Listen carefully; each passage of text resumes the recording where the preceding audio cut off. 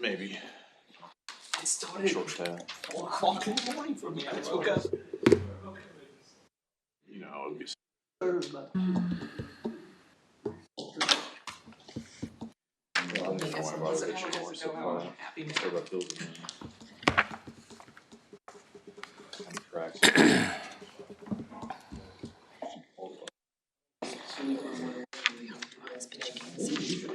We always send a bunch down there. There seems to really.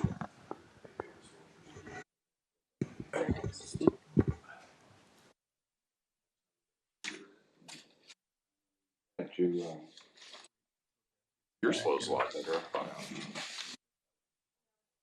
We are, okay.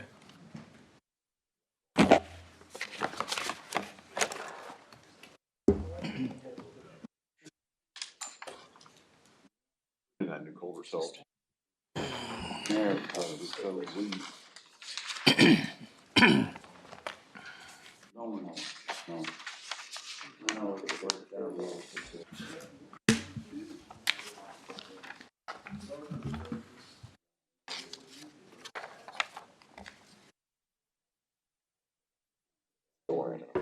That just get dropped off for us. Okay. It's a last minute ad.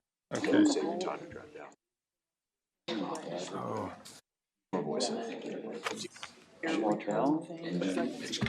ask is for you guys to consider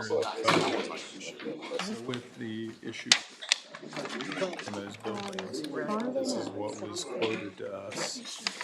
That's okay. Change Your voice, it goes on the recording. process.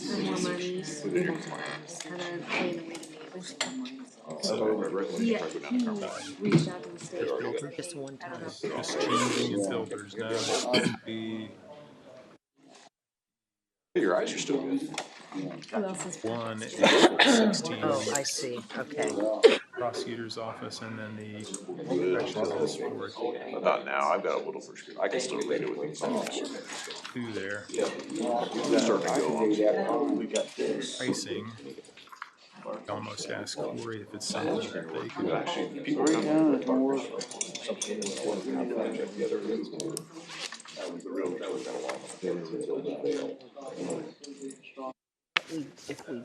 If we don't, you know, that's good. Busy, it's busy. Right.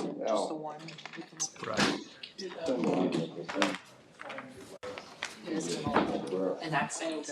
Semis don't go to empty warehouses. Yeah, that's the other thing. I don't know. No traffic. You know, we keep on popping. I'm the road guy, Thank so you. like I don't want traffic.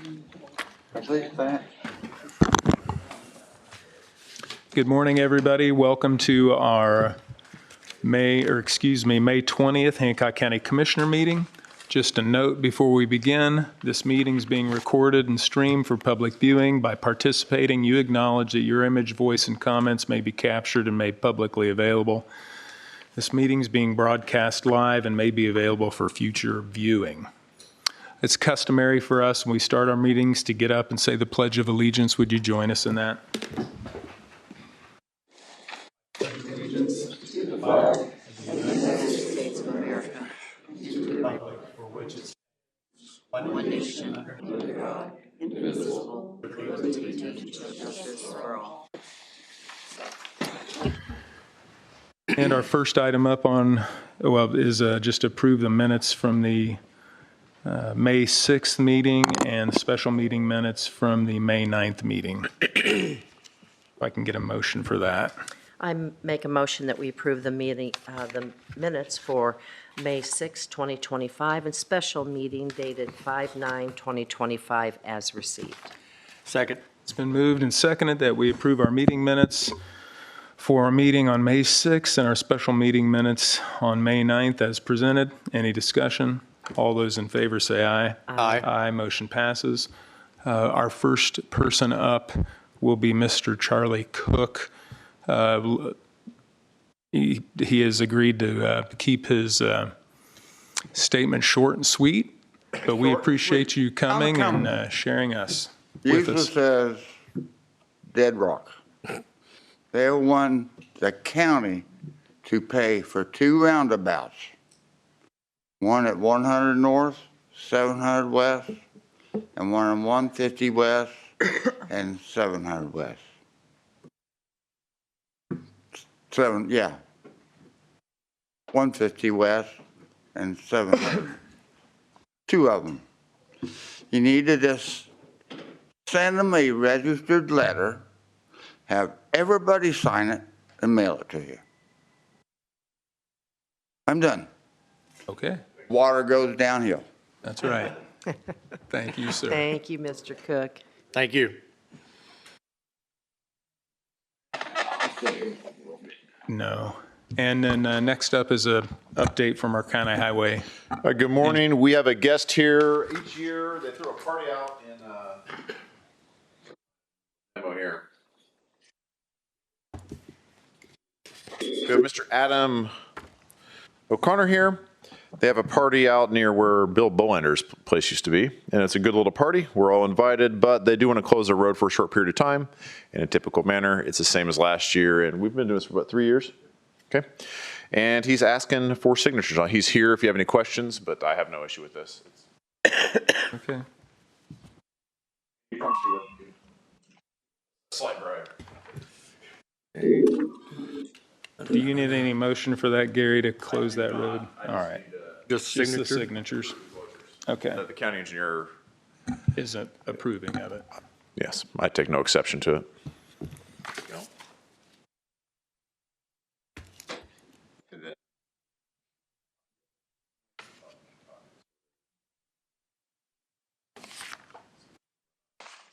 Loud machine in here. Oh, did you buy Mr. Bowender's old house? Yeah. Was it clean when you moved in? Did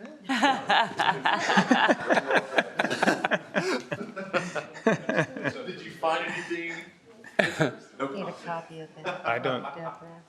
Do we need a copy? He's gonna make a copy. He's gonna go with Mike and make a Okay. copy. Okay, did we need to sign both copies then? Yeah, that probably helped. okay. Okay. It looks better now than it did. You do? I do.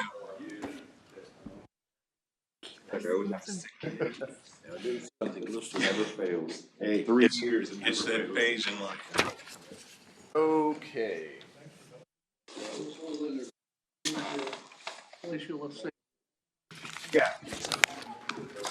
The next item I have is a memorandum of understanding on the Pennsy Trails with Virginia Black. This is, the Pennsy Trails Group is working to purchase from Ms. Black for our next section of Pennsy Trails to connect Greenfield through the rest of the county. Ms. Black is requesting that we build her a new type 2 driveway to the south. She's going to sell some property but where her driveway is. And the highway department will build another driveway to the south of that. I'm fine with that. That's not a problem for us. But it will require a memorandum of understanding. Pull it out somewhere.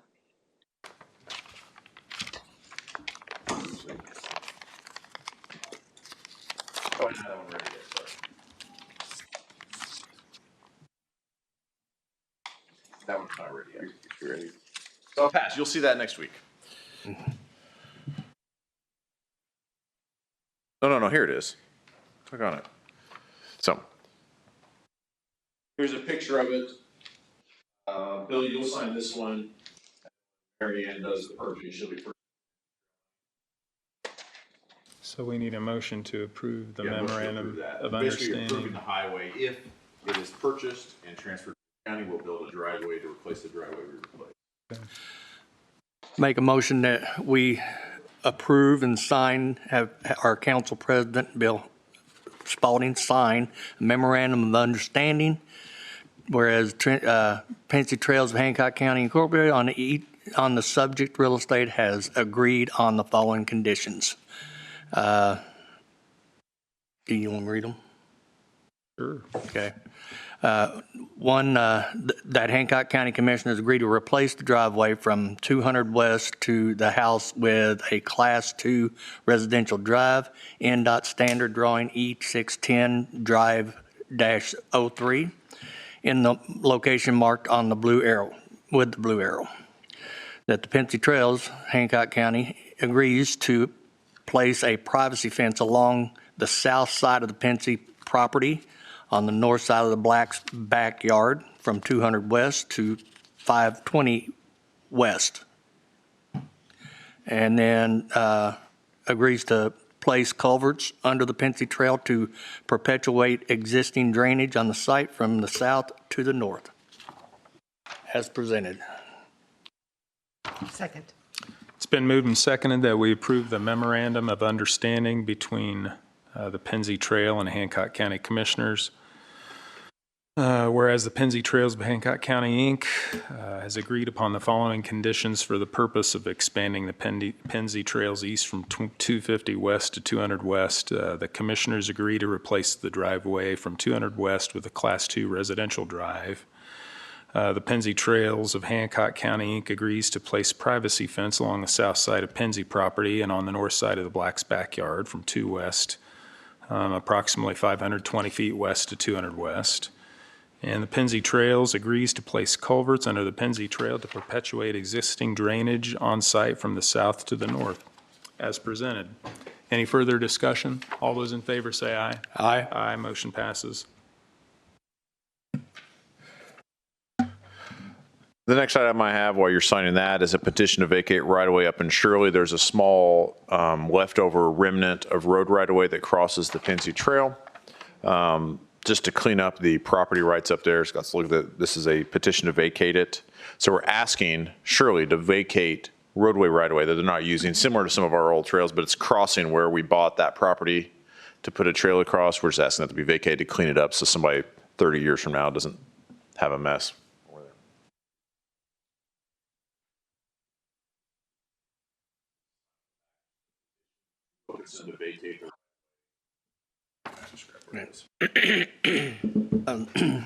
Make a motion to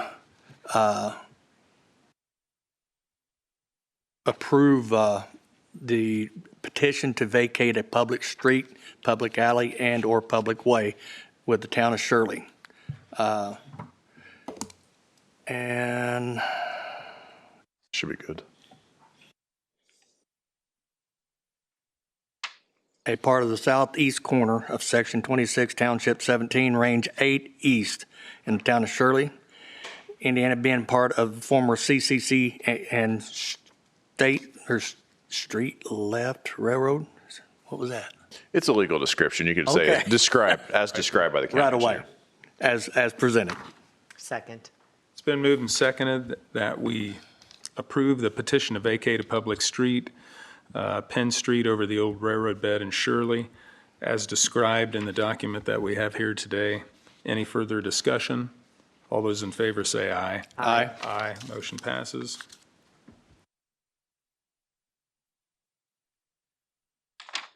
As you guys are signing that, the final item I have for signature is a standard utility relocation agreement. This is for a project on 300 North between 6 and 7 West that we'll be constructing next year. This is for Citizens Water to relocate. They have an easement there. We are agreeing to reimburse them for $65,600 for that relocation.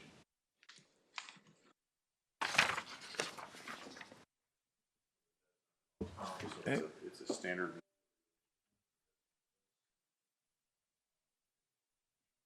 Okay, I'll take it. Between us and Citizens.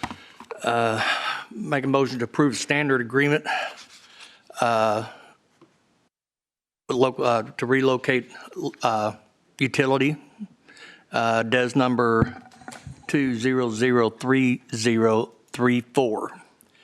And it is to construct a roundabout and road construction road 300 North and 600 West to 700 West, including a single lane roundabout at 300 North and 700 West, as presented. Second. It's been moved and seconded that we approve the highway utility agreement as presented between the county and Citizens. DES number 2003034. Any further discussion? All those in favor say aye. Aye. Aye, motion passes.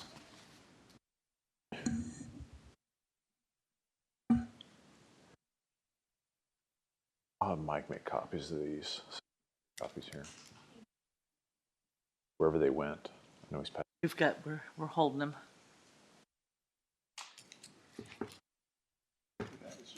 Signature page. Okay, I know I'm not working at the jail and prosecutor's office, but the OSHA complaint was investigated. They had a de minimis finding, no action. New Pal Bridge will begin on the 27th and 29th. They should get most of that settled.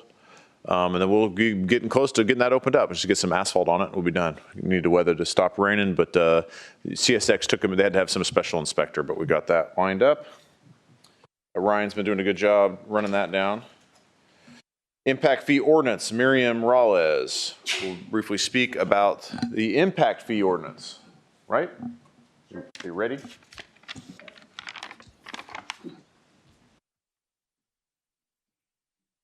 Morning. Good morning. The Park Board made a favorable recommendation to request Attorney Binky to prepare our ordinance. The ordinance is kind of, it's very involved legal jargon that we are just not able to decipher. So we'd like to request that Attorney Binky. Which I've been doing. Okay. Yeah. We just needed to get that. There was one, we were waiting for Baker Tilly to do an update because it'd been a few months, and so they completed that. That's all got to be incorporated in the Okay. ordinance. So as soon as that's incorporated into his ordinance, we'll have it ready for our next We meeting can to sign off on. merge the two, and then an ordinance will be presented later on. Right. So but we have to get certain things approved before we can move forward. Right. And that's one of them, the ordinance. Attorney Binky. Okay.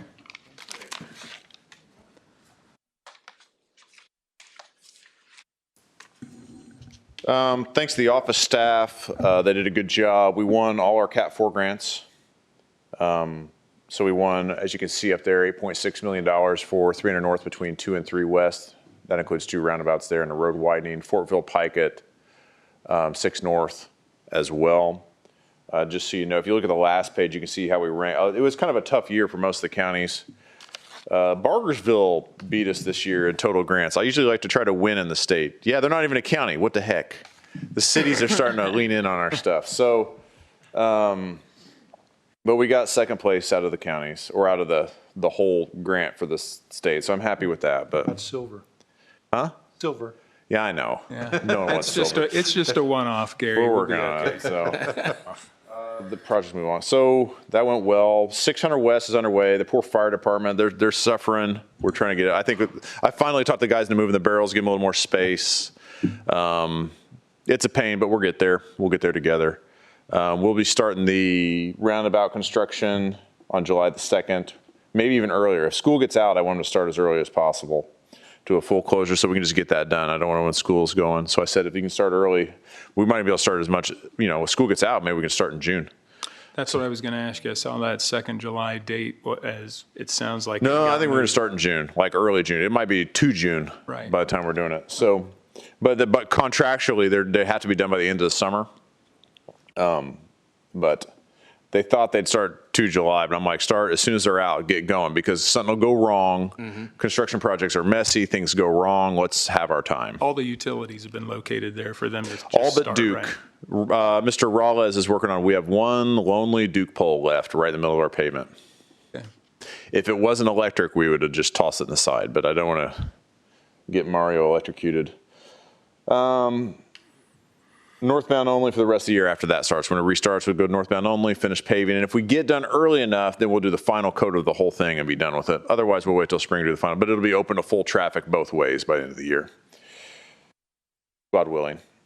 Pennsy Trail 3 to 4 West is underway. We should be paving that maybe next week. Pennsy between 150 and 3 West. Obviously, we're working on these memorandums of understanding. Currently, the Pennsy Trail Group's trying to purchase some right-of-way out there. Mm-hmm. So hopefully they are successful with that. Miriam is working with them, and Scott will probably have to lean in point to point on that. But she was able to purchase property from 3 to 4. So I'm hoping she can do have some similar success there. 300 North and Fortville Pike will be underway this summer. So just FYI, it's a greenfield project, but it'll be a full closure. So that will be impacting this summer. ADA ramps at the courthouse. Ryan Hartley's working on those. Ryan, do you want a quick update on those? Yeah. We had some landscaping requests. So I provided you with some pictures earlier. I replaced one of the transition ramps on the northeast corner of the courthouse property. Just basically needed you guys to look at those, or look at that ramp and see if I can get your blessing to replace the other ramps. I have 8 ramps, 18 foot of sidewalk, 8 foot of deteriorated curb, and a large gap in the walk that Ed Vale, I have going to be doing all that work. I've already got the quote for him. $6,550 that'll be paid for out of ADA funds. I have some optional landscaping options around those ramps if you guys want to pursue that. If not, we can just go back with seed after we get done with construction of the ramps. It's $3,800. The highway's willing to pick up the tab on that. I give you a couple different plant options. It's river rock, landscape fabric. Everything has to be done by hand. So I basically just want you guys to look at that, and if you want to pursue with the landscaping, we can do that. If not, no big deal. Any thoughts on the type of landscaping? I like the peony bushes. Peonies and the river rock? Yeah. So if you can look into the peonies and the river rock corners? Yeah. Yep, it'll be at 4 different locations. So Okay. I was pretty happy we've been really happy with what Rubel's done everywhere else. So. They look great this year. The peonies bloomed early everywhere. Don't know Yeah. what caused that, but they've Yeah, all popped they do out. look great. The transition ramp turned out great, so I'll let Ed know that he can proceed with that if you guys are good Yes. with it. Good deal. Thank you. Thank you. Great, thank you, Ryan.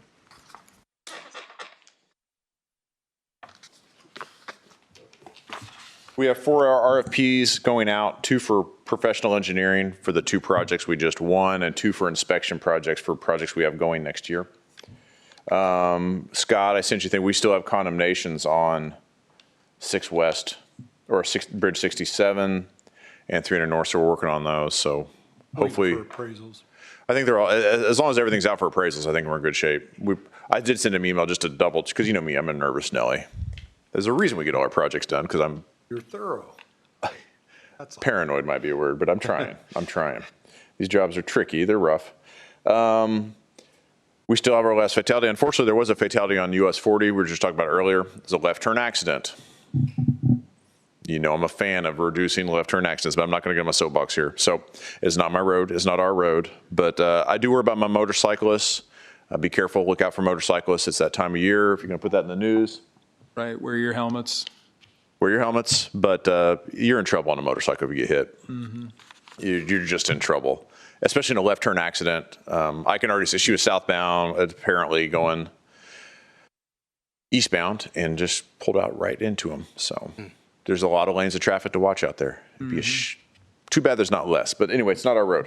White Family Foundation grant. Miriam's doing a good job working on that. It's $12K for a fence, bench, and landscaping. Amplify, currently they're trying to negotiate with Mr. Eckhoff to get a drainage easement in there. It's probably mutually beneficial. He can drain his field, we can drain our thing at the same time. I assume he's going to want, he said he didn't want any connections to it, but he's a farmer. He absolutely should want It connection to would it. benefit him if. Yeah. So hopefully they're working on that this morning. You may have saw a text I sent earlier of the prices. I said he should probably be willing to negotiate to get that. I think it's pretty fair prices. So, but hopefully we can get that resolved and put that to bed. I did pull up the TIF impact. You might want to look at that if you get a chance, because there's always complaints about that. The biggest impact we have is to cume cap. Obviously, you can see our collection. We collect, well, tens of millions of dollars that we use for all these different projects like schools and things like that. A lot of people say TIF takes away from the local units. They really don't. However, I did lay out that we got it down to the dollar here. This is simply fact. We do impact cume cap, but I pay a lot of my projects out of cume cap, so that affects me to the tune of about $200,000. And we do affect Buck Creek fire to a small extent. but we're reimbursing them $750,000, so they're net in the black on it. And that's going to go for what, 10 years? Well, it'll go until the bonds are paid off in the TIF district. Okay. The tricky part is at the end of that, unless there's a levy adjustment, that capture disappears. So the people that succeed us will need to be very alert to that, because that could be crushing. Right. So, now that said, if we pass all the AV through, though there'd be no capture, cum cap would go up $200,000 a year. So if we bypass $15 million, $20 million of collection for all these different projects, if we said, all right, we're passing it all through, all that disappears. Cum cap would go up $200,000 a year. Buck Creek Fire would go up like a low 200s. And I think Green would go up like 1,200 or something. So just FYI, that's the actual impacts. School, no effect. This had no effect on the other units there. So I'm glad we're able to capture some of that. I'm glad we're able to pass a lot of it through. With Senate Bill 1, we'll revisit that later. If it benefits the TIF, it has the ability to be passed through, and some of it was legislated in that way as well. Yep, and I'm glad we're trying to push some through the police and fire and try to take care of those guys. So, but look at that. That's on there. And the one I sent you, you can open up the PDF and actually look through it. But that is just the fact of what the numbers are. That was done by me and checked by, well, Jason Simler did the actual work and has been back checked by Garrett Hall. So it's been checked by a lot of people. We all came to similar numbers. Well, actually, the two CPAs came to the exact same numbers. I was a little bit off, but I'm not going to get my CPA anytime soon. That is all I have. Barring any questions. Yes, sir. I had somebody request you take a look at the markings on the roundabout at 100 North and 600 West. 100 North and 600 West. Said they can't tell which way they're going whenever they said it. We don't have that's a signal. So 200 North, I assume? 200 North, I'm sorry, I'm 200 North there. Okay, I'll pass that on to Mr. Gibson. That's still under the Hancock County Health. Okay. I stuck them with maintaining all of that, so. We also have a pavement failure happening right there too, so. Okay. I'll let them know. Okay. Thank you. I'll make sure Mr. Gibson knows that. Thank you. Thanks, Gary. Anything else? Not at this time. Keep pushing for the Bridge 120 to get done by the end of the month. Well, the main thing we want that done, we want it done before New Pal has a festival coming up. We want to really try to get it done before that. There's a speed tracker on 500 South too. Someone called in about 500 South, so we've got the speed trackers out on that. Thank you. Okay. They were very appreciative of that, too. Realistically, it's probably going to stay the same. They're on a county road. Yeah, Look, we're going to look. yeah, thanks. Next up, facility manager update, Corey Taylor.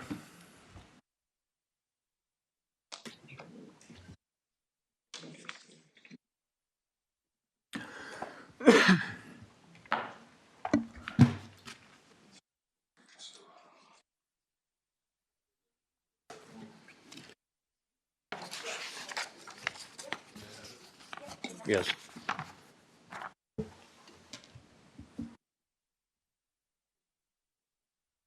Good morning. Good morning. First thing that you'll see is a proposal from PDF Mechanical for replacing the filters that are currently in the units at Community Corrections and Prosecutor's Office. This is a MERV 10 filter capable of 0.3 to 10 microns in size. This will help with just filtering that air that's circulating through there. On the Prosecutor's Office, it would be for 16 weeks. But for material cost of $4,750, labor cost of $3,520, for a total of $8,270.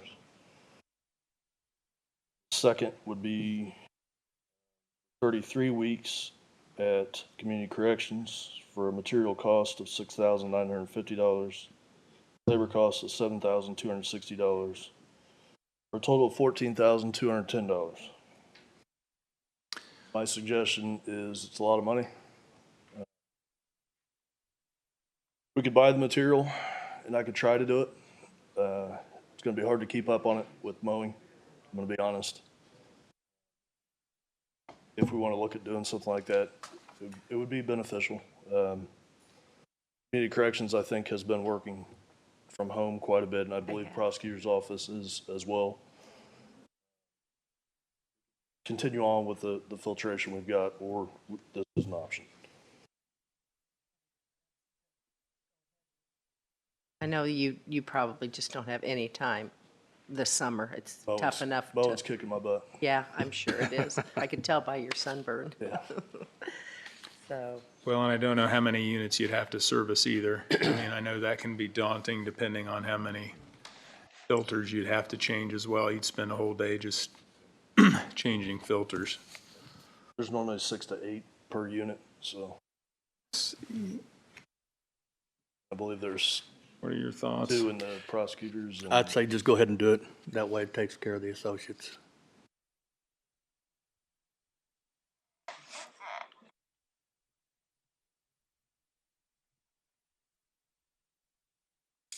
$22,480. That's the price I'm coming up with for both of those quotes. Correct. I make a motion that we enter into an agreement with PDF Mechanical for air filtration, filters, and labor in the amount of $22,480 as presented. To be paid for out of your building maintenance fund, Corey, because, Can we pay it out of that That's- CCD fund? no, because it's not a capital, it's not a piece of capital that's gonna hang around for a while. All of it, it's a disposable versus a fixed, product. To be paid for out of facility maintenance. This is gonna be a charge like twice a year, basically, right? It's gonna Well, it's rotate every only- 33 weeks. Only a charge right now while we have this construction work going on. That you've got that in your building maintenance. who does it? They do it normally twice a year, is that Correct. correct? It's part of their agreement currently. It's just changing the different style filter. Doing it more often. So did you second that? Second. It's been moved and seconded that we approve the PDF Mechanical proposals for additional filtration changes or filter changes in the prosecutor's office, community corrections office, in an amount not to exceed $22,000, or while those projects go on, in an amount not to exceed $22,480 as presented. Any further discussion? All those in favor say aye. Aye. Aye. Motion passes. And to be paid for out of the building maintenance. Sign this, or does he? I sign that. Here you go. Same thing, but it's the same. Yeah. I pulled it out of the official file here. Okay.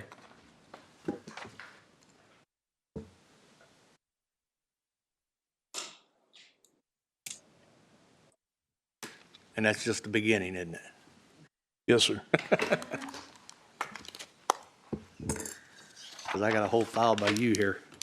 I go from nothing one week to. Yeah, tell me about it. Meeting next week. Giving up your speaking time to taking speaking time. Okay. Next one, what do you guys have in front of you? The resurgent elevator. The Resurgent quote is to furnish and install new traveling cable from the car station to the controller for AV company to install cameras. This is the cable needed for John Jocanis to get his camera installed and active. Total for parts and labor of $7,685.86. And that's here in the annex. Yes, sir. And make a motion to approve the, can't even talk, the approve the installation of new traveling cables from car station to controller for AV company to install cameras. And this is for the annex basement remodel. No, it's for the elevator, from the basement. Correct. Okay. Does it have anything to do with that basement remodel, though? It doesn't. It has more to do with John's technology with his card readers and his cameras that he's added to the building. which I don't know where that was paid from, but So would that be out in, No. Deb, do you know where we paid for those prior? I mean, I know we paid a lot out of bonds for things changing, but just the normal. Yeah, I'm not, can we say to be determined? I know Bernie had some money set aside. I know John had some money set aside. So we could pay it with a fund to be determined at a later date. Yes. Okay. Second. It's been moved and seconded that we approve the estimate from Research and Elevator to furnish and install new traveling cable from car station to controller for AV cameras in an amount not to exceed $7,685.86 to be paid for out of a to be determined funding source. Any discussion? All those in favor say aye. Aye. Aye. Motion passes.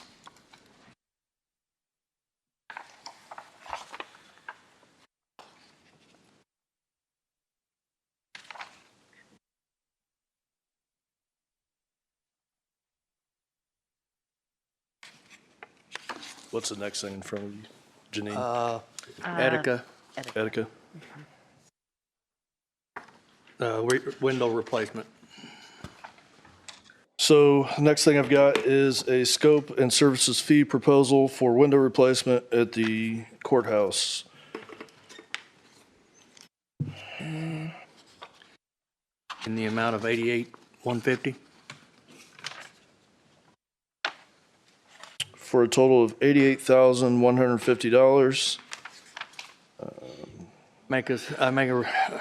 We can't. We can't do it We yet. can't pay it yet. It's just a bid to show us what we have because we've maxed out all of our, Okay. all of our bonds and everything. So it's a put on hold until another bond cycle occurs where we can do it. And the Etika people were clear on that as well. They just did the estimate. Okay. And they realize that we are Is there a out of timeline on funds this? right now. Yeah, that's my question. Is there a timeline Yeah. on how long this estimate? Is it like a 90-day 90 days from the date of the proposal. 90-day quote? So we can keep it as a benchmark of knowing probably where we are. I'm sure by next year, when we have it requoted, it'll have gone up some. It never really stays the same or drops. Okay. But until next year, we're not going to be able to do anything with it. Just kind of gives the commissioners an idea of what window We're looking at cost will be to change out all the windows. They were guesstimating a total cost for construction to do that at around 1.2 to 1.5 million. To change the windows? Yes, sir. Okay. And then, to our knowledge too, you've looked at these and they're starting to fail. And the last time the reason we have issues and we can't just change the ones that are failing are because when one shows a change or a fail, they're all about ready they're to on the fail way. because they were all changed at the same time. Correct. All right. Iron Asian? Myron Agem. I've got a couple change order requests from Myron Agem. First being change order request number 4. This was to install static dissipating tile in the IT lab, which was originally called out carpet. Total for this was $4,301. Now this, we can do this, can't we? I need to ask the auditor that question. So in our last bond information that was sent out, it looked like we had spoken for all of the bond money in the 2022 B bond that would do that. Could we pay for that out of our CCD? And I know the CCD went into the 2023 bond. That's a capital You can pay for item. this out of CCD. Can we pay for it out of CCD? Yes. I believe there's, how many of these change order quotes, Corey? 3. 3. So we would pay for the 3 out of the CCD. So go ahead and, with that first one, Gary. Okay. It would be, make a motion to approve the change order. Change order request number is 004. and it is to furnish and install static dissipating tile in Lab 106 in lieu of original scheduled carpet in the amount not to exceed $4,301 to be paid out of CCD account. Second. It's been moved and seconded that we approve the change order request number 004 as presented, an amount not to exceed $4,301 to be paid for at a CCD. Any discussion? All those in favor say aye. Aye. Aye, motion passes.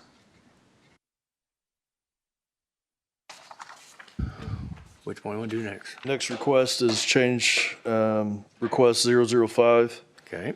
This is for additional card reader rough-in, additional data installation and termination, extra power and data, and fire alarm system strobe relocation for a total of $8,101.50. Make a motion to approve change request, change order number 005. The description is electrical changes as of 4/28/25. Additional card readers and data installation and termination, and extra receptacles and extra data and fire alarm strobe locations at not to exceed $8,101.50 to be paid out of the CCD account. Second. It's been moved and seconded. We approve the second change order request number 005 for the courthouse annex for additional card reader rough-in, additional data installation, and extra receptacles, data, and fire alarm system strobe relocation, amount not to exceed $8,101.50 to be paid for out of CCD. Any discussion? All those in favor say aye. Aye. Aye, motion passes. The final one is change request 006. This is to paint the storage shell side of the walls, so everything on the cage side, for a total of $2,805. Make a motion to approve change order request number 006 to paint with Myronesium to paint storage shells, Sidewalls. sidewalls, okay, storage shell, okay, sidewalls, and the IT new office in the basement here in the annex, and an amount not to exceed $2,805 to be paid out of CCD account. Second. It's been moved and seconded. We approve the third Myronesium change order request number 006 to paint storage shell sidewalls in an amount not to exceed $2,805 to be paid for out of CCD. And that would be here in the annex. Any discussion? All those in favor say aye. Aye. Aye, motion passes. And just a note to the commissioners too, as you probably well know, this is one of the reasons why BOTs make sense. Build, operate, transfer, you get the turnkey price. You don't continually get change order requests throughout the project. Whatever's agreed upon in the very beginning is the price you continue to pay. So, but thank you for bringing these to us. It's we'll get them paid for. All right, the final thing I've got is the facility department has need for a UTV side-by-side, one to help with snow removal. We have looked at getting a plow, a spreader. We've also looked at a weed spraying setup. We've got 3 quotes here. The first being from Koenig Equipment, which is a John Deere. I'm not going to go into all the details about it. It's a 845R for a total cost of $42,725.14. The next quote you'll see is a KG Power Sports. This is just a Polaris for a total of $38,742. I will tell you the Polaris did not have some of the options directly from the manufacturer. such as the weed spraying stuff. So there would be an additional cost with that one. The final one is from McAllister Kubota. This one being a model D1105 for a total of $45,347. The Kubota and the John Deere both came with similar options. We were able to get both. The John Deere was a little bit cheaper. My request would be to purchase the John Deere at $42,725.14. And that's with all the options necessary. Yes, sir. And you have the money in your CCD. CCD Yes, sir. fund.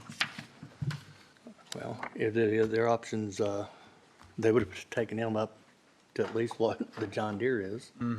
So, what do you guys think? Are you, John Deere? Okay. Make a motion to allow facility manager to purchase a side-by-side from John Deere, from Koenig. It's from Koenig, isn't it? Yes, sir. Okay. In the amount not to exceed $42,725.14 as presented. Second. it's been moved and seconded that we allow the facilities director to purchase a John Deere side-by-side and other, and there's additional things with it, or it's Yeah, just the plows side-by-side? It will come, yeah. Yeah. Plows. And additional items as presented here on the invoice, or not the invoice, but the proposal, in amount not to exceed $42,725.14 to be paid for out of CCD. Any discussion? All those in favor say aye. Aye. Aye.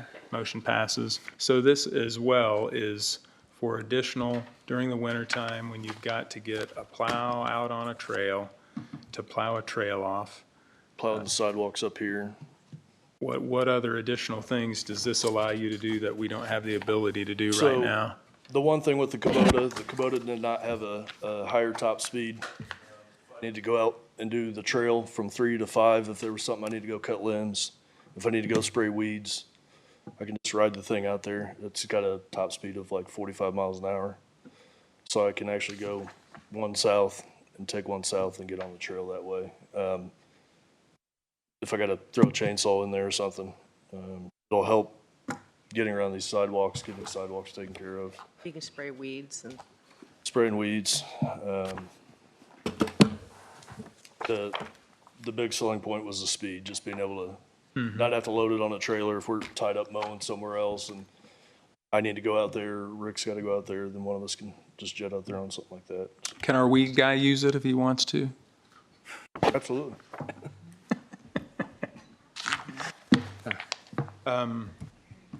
A couple questions, just contractually with cleaning. Are we trying to find out any more with that contract through the auditor to get a hold of that? I've not honestly not had time. I will get on that. Okay.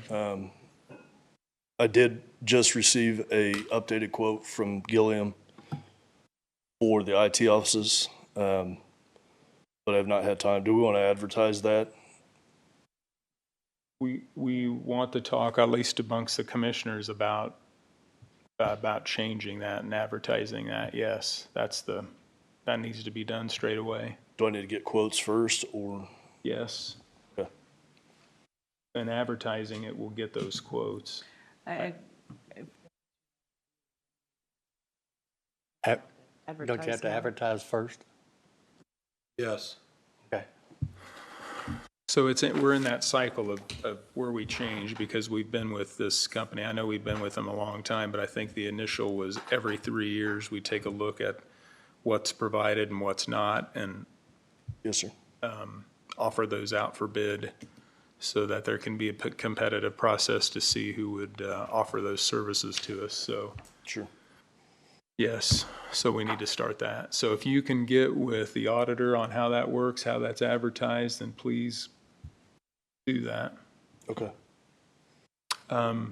Second question is, Commissioner Gray had asked this morning, have we heard anything on the examination of the old jail roof? The gentleman flew in from Denton, Texas, was here 20 minutes, walked up on the roof, didn't say 2 words to me, and left, said he would email me. So it was like talking to an insurance That's it. adjuster. Yeah, it was. You might be busy, Scott. That's He looked, odd, don't you he think? looked, he did point out one area that was concerning, but said he would send his report over. So not a lot of information given. But you got his name, number, email address, and everything? Correct. When did he inspect it? How long ago now? Last week, Thursday, I believe. Wednesday, Thursday. Should be getting back to you, right? But we're on record, so they're obligated. Okay. I would follow up with him. Will do. Thank you. Yep. That's, I think that's all we got. Yep. Yeah. Thank you, Corey. Thanks, sir.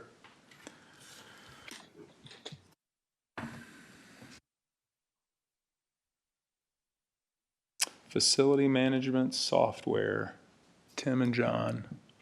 I don't see John here yet. Debbie Pfeiffer here. Debbie Pfeiffer, come on up.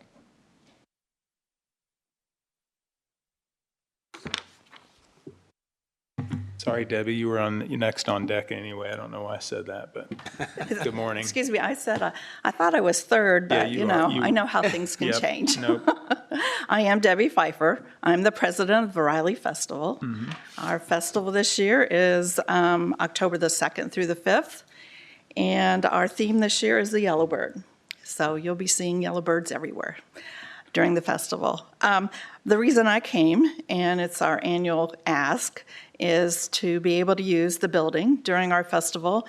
The photography is out in your foyer, and then the home arts has always been in this area. And unfortunately, the home arts, the ladies are getting a little older and harder to find volunteers, and so they have, for this year at least, opted not to do the home arts for the quilts. So we have been housing our fine arts in a building that really isn't big enough, and so we would like to move our fine arts into this area instead of the home arts. So we're still wanting to use this room plus your hallway. Typically, we try to come in on Tuesday, which would be the September 30th.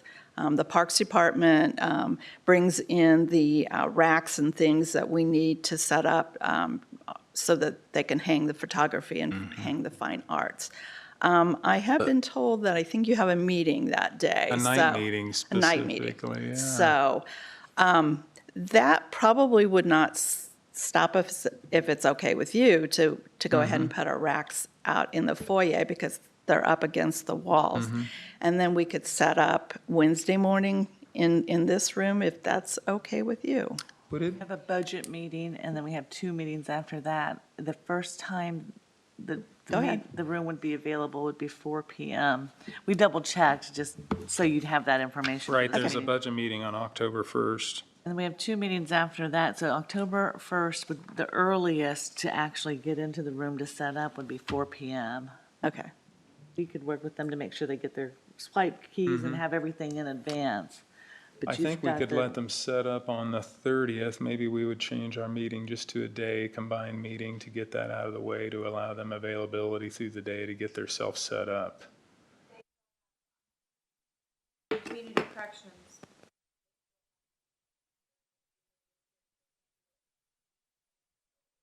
Can they do that meeting in the,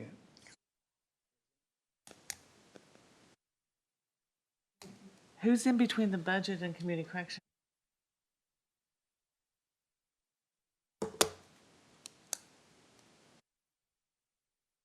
Now, we've had meetings before with this room set up. Now, I just don't know what these other 2 meetings consist of. well, that, Ayla, what about your office? Sorry. Your conference room? We're happy to offer it up as much as it's needed. Okay. I'm not sure if these meet, had to be publicly noticed and are open to the public, or if it's just like a training. I'm not sure what they are. It's labeled as. Debbie, would you care if we, not that we just, we need to probably continue it so we can Sure. come up with I think we'll approve it. We just need to come up with a game plan with all these other meetings, how that would look if My the only Fine Arts came over. problem, and I don't know if it's a problem, the Parks Department are the people that normally set all this up for us, and of course, they get off at 4 o'clock, so I don't know. I mean, we'll work around whatever we're at the mercy of you letting us use it. Where So, did you normally have the fine arts? it was in the building with the arts department or the arts, I forget what you call it. Right, there's a little. Memorial Building? Oh, gosh, There's we a haven't used the gallery memorial that's- building in years. At the corner of Main and 9. Yeah. At Arts Council, I guess, is what Okay. you call it. Yeah. But it's just very small, and they were also having an arts exhibit also, so it kind of, it didn't really conflict, but it just didn't give us as much room as we'd like. And also, the judges asked that we could exhibit them more at eye level instead of trying to put them way up and way down. So I think this would give us more room in here to put everything at eye level and really exhibit our art better than it has been. So but I can do, we can table this and I can come back if I need to, or you Let us can get email me. I don't think there's any opposition between us letting She you would need to use come this. back, would It's she? just We'll trying, just let her yeah, know. we can let you know what we've come up with. It's Yeah. just trying to juggle that, find out what these other meetings are doing and what space they may need, and if there's space that they need to go, how to get them there as well, and. Okay. So do you want to table the whole thing, or do you want to tell me that I can go ahead and set up in the hallway on the 30th? Or do you want me to just wait? I think in the here for- has not been off limits though, Right, because think I know that's we've been- done that in the that's past normal. while you've Yeah, been in normal. here. That's a We've good let the thing. photography folks set up Sure. out in the hallways. That would be at that easier, date. because that would let them get that set up one day, and then we'll figure out what we're going to do the next day. All right, And we'll let you know. So all right, I appreciate it. can Thank make a you. motion to let the photography set up in the hallway for the Riley Festival. Go for it. And the, I make a motion that we allow the Riley Festival to set up in the foyer September 30th for their photography, and we will table the use of the courtroom until we figure out the schedule to see when you're available. Okay, Second. it's been moved and seconded, we allow the Riley Festival to set up out in the hallway for part of their display on September 30th as needed, and to table the discussion. I don't know if table is the right, Continue. I just continue it. The use of the Commissioner's courtroom for the remainder of the fine arts needs until we find out what's going on amongst the other users of the room. sure. Any discussion? All those in favor say aye. Aye. Aye, motion passes. Thank you. And Sue Berard has always been our contact for the security key, and she'll be the same person this year also. All right? Sarah has her. Thank you so much. Thank you. Thank you. Debbie?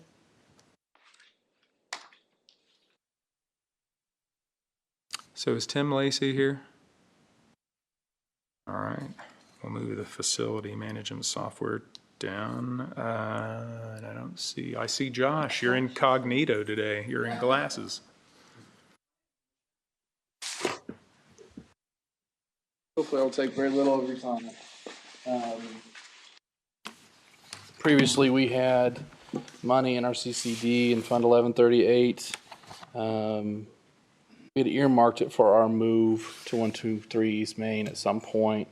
We'd also tried to ask the county for some furniture allowance, and so those two requests are mixed under our account in CCD.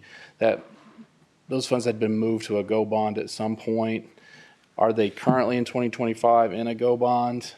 No, that was for last year. Okay, so I thought we had possibly talked about that. So in 2024, they moved some of your CCD money to a GO bond just for that year. Okay. So if you put it in your budget, and if you put it in your Yes. 2025 CCD budget, then it should be there. I mean, I don't have Okay. it in front of me, but we can Well, we check can't it. see it in Lao, Okay, because we can't see our location code exactly, I guess. All I Okay. can see is the general 1138. so why don't, I'll go ahead and take a look at your full CCD budget. would. And send that to you. And I apologize, Joss, I No, thought no, we I've had talked to sent Mary, I've that. talked to Beth and Sarah, so, I Yeah. mean, we're not out in the woods or anything. I just wanted to make sure there was no special requirements of us.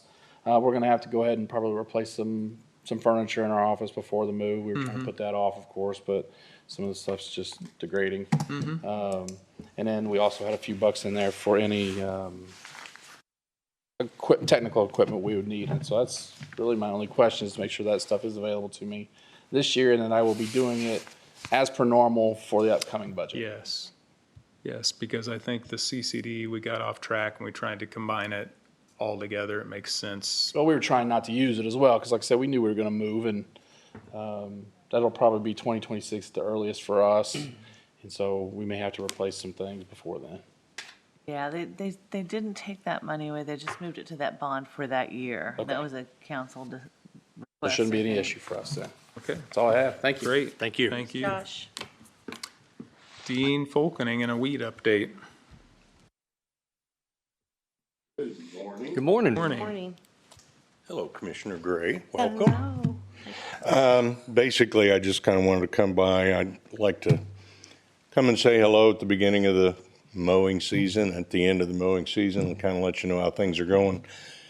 As you can tell with the rain and the weather, we've had off to a really good start. We've already got over 20 complaints to date, so, you know, it's up and moving. We do have one that we're working on. Hopefully we'll get that resolved. It's in litigation. That's up for hearing next Okay. 7th.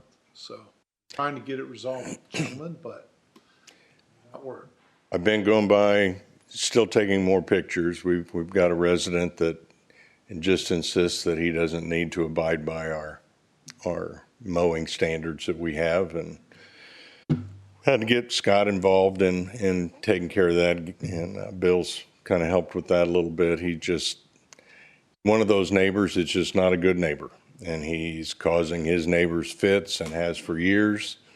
And it's been something I've dealt with them for years, and it's just kind of building to a head. So hopefully we can get this resolved and get him to at least play well with others. That's really kind of all we need to do. I think I went out to that spot too and took some photographs. It's crazy.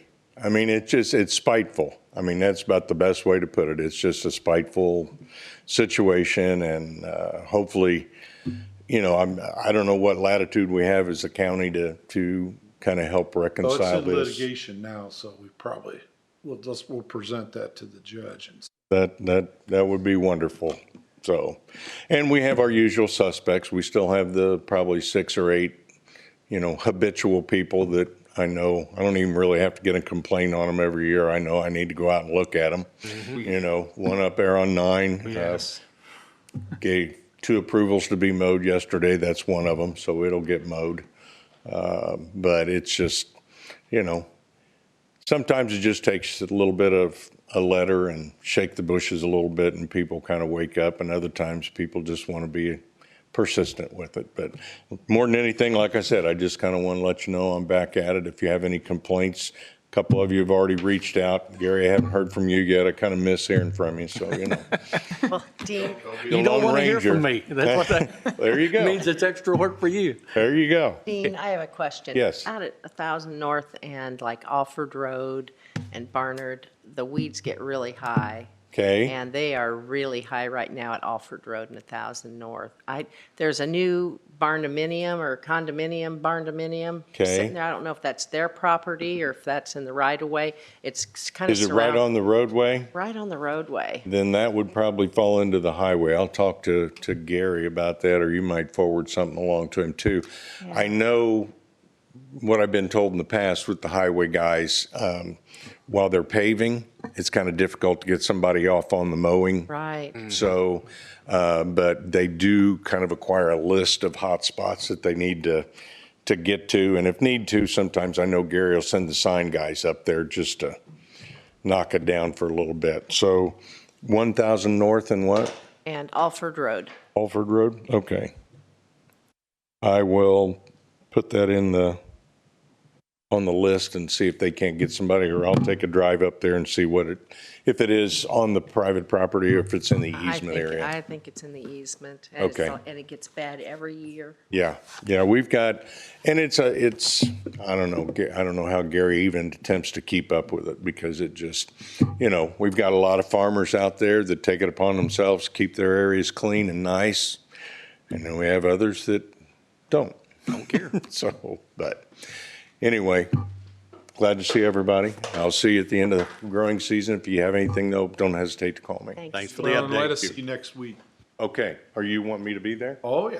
Oh, okay. Dean, let us know. Send me an email then. You haven't Well- told me where to be and what to do and all that stuff yet. Don't worry, I'll prepare you, but you do have to be at the hearing. I have to be prepared. Yes, bring your file. This could take a while. It might. I don't Dean- prepare easy. Let us know too, because I know you normally, through a lot of these mowing seasons, you've had to mow more and more and more. Yes. Just keep us updated on how you're looking in your budget with that. I just in definitely case. will. Like I said, we're off to a kind of a rip-roaring start this year, so. Okay. And the other thing, you and I need to have a discussion too, because certified letters have gone up to $9.96 a piece.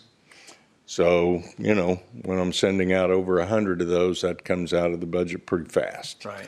So I need to work out with you where we can come up and create a fund for that and handle all that neat stuff. So, but we'll get there. Okay. Great. Thank you. Thank you. Dean.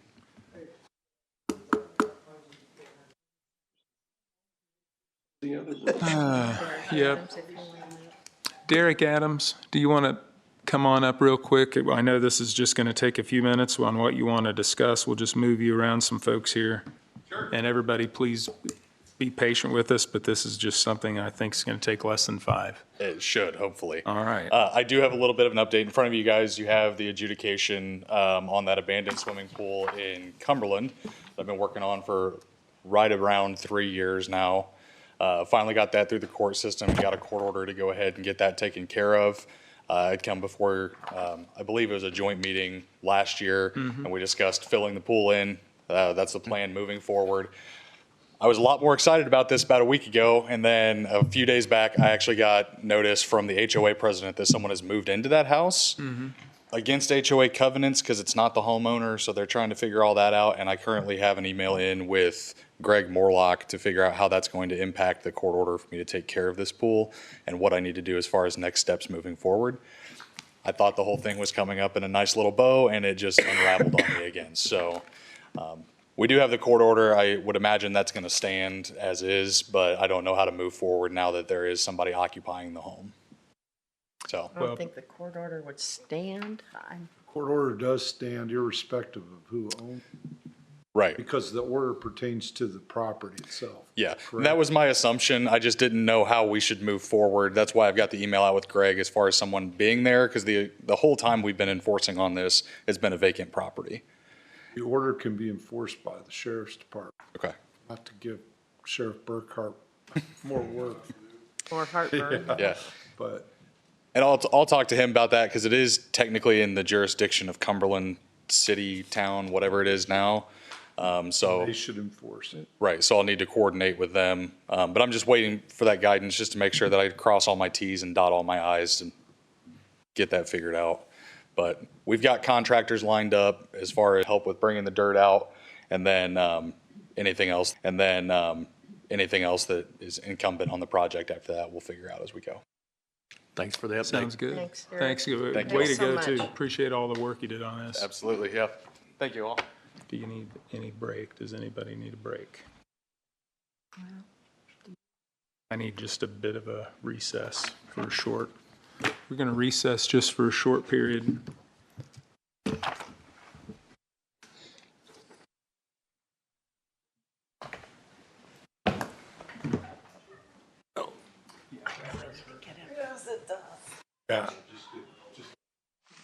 Just, yeah, here's what I would recommend. Set next to, Hopefully this one won't be. probably in the morning. So just plan on meeting there about 15 minutes. Yeah. Okay. Then bring your file. Wilson. And what I would do is after sworn in, I would as to condition of property. What do they have? Lawsuit pertains to authority violation. It's not new, but the judge's decision will affect what goes on forward. But I sent him a settlement agreement, and I'm gonna call him again, because I actually had a. That was an email that Gary sent that, Been a long time what, ago. SB? That's an email, wasn't it? Yeah. Okay. Let's Yeah, have and an it's understanding a of few how days you back. We'll take care of it the way it should be moving forward. That's what we want, because it's winter. We're not out to penalize somebody. Some of the complaints and stuff that deal with child protection. And people complain about that. That's not our job. Right, I agree. And they're, I understand he's probably got some other things. The biggest thing in Iowa. That really would be for the law enforcement, but the weeds, we're gonna have the hearing if he doesn't sign some settlement agreement that takes care of this, which at this point, I don't think he's gonna do it. No, so we'll have you testify, and he can have a lawyer there, whatever he wants to do, or the judge will just make it. That's as much as we can do. How do you think we stand?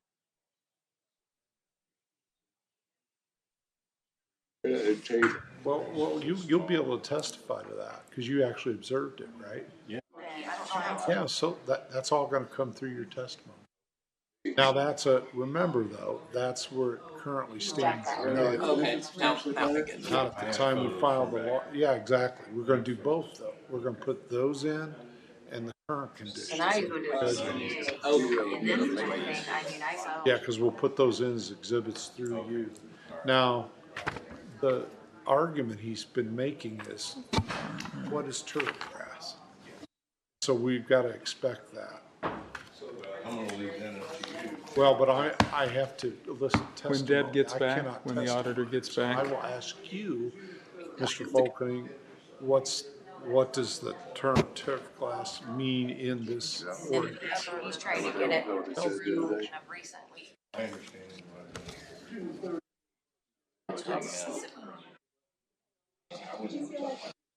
All right, we'll work on that, George. We're gonna have all of our, we'll have all our real important stuff on June 3rd, and we'll get out of town. Yeah, and you'll testify to that, and then whatever the judge Well, does. the stuff ought to be streaming, so if you want to pull it up online, you should be able to pull it up online. Sometimes ordinances are defined, and I don't know how savvy this guy No, we had a lot is of as people. far as pointing that out. I'm not I going think to. he just. Well, No, he was ready to resolve it, but who knows? I don't know. But in any event, I'm gonna be there, we'll be there, just come a little early. It's not gonna be that complicated. hard to see Well, it it. is, yeah, it's just, you'll be fine. You have your file, and that's what we're gonna go through. That maybe they could take some of that money and buy a bigger TV with it, or use a TV. I don't remember what the date of the complaint is. I think we attached, I don't know if we attached the meeting. I can't remember. I have those too, though. So, yeah, so just go back in your file and see what, They probably ought to be at least these size, right here. so that's that's not the lawsuit, though. That's an order on the.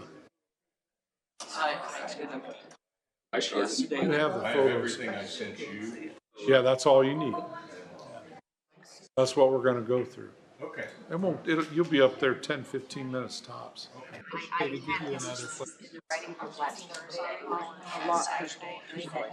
Between 100,000. Yeah, no, I mean, I wish he would say that to me. Now they is trying to get that through, and I know people. That's where I'm just gonna go over to right now and ask what proper notice consists of, because there's the thing they wanna do, the Verizon tower Weed monsters. Weed activity. on the ground. And there's a QR code on it leading to the highway. And I'm gonna like, they already got continued 1 month, and I'm like, well, let's see what happens the next month, because to me, that means that I know it. You know what I mean? So, and then they're trying to get this tractor trailer parking that they've been trying to get through the planning department, now they're going to BZA with it. In front of their homes.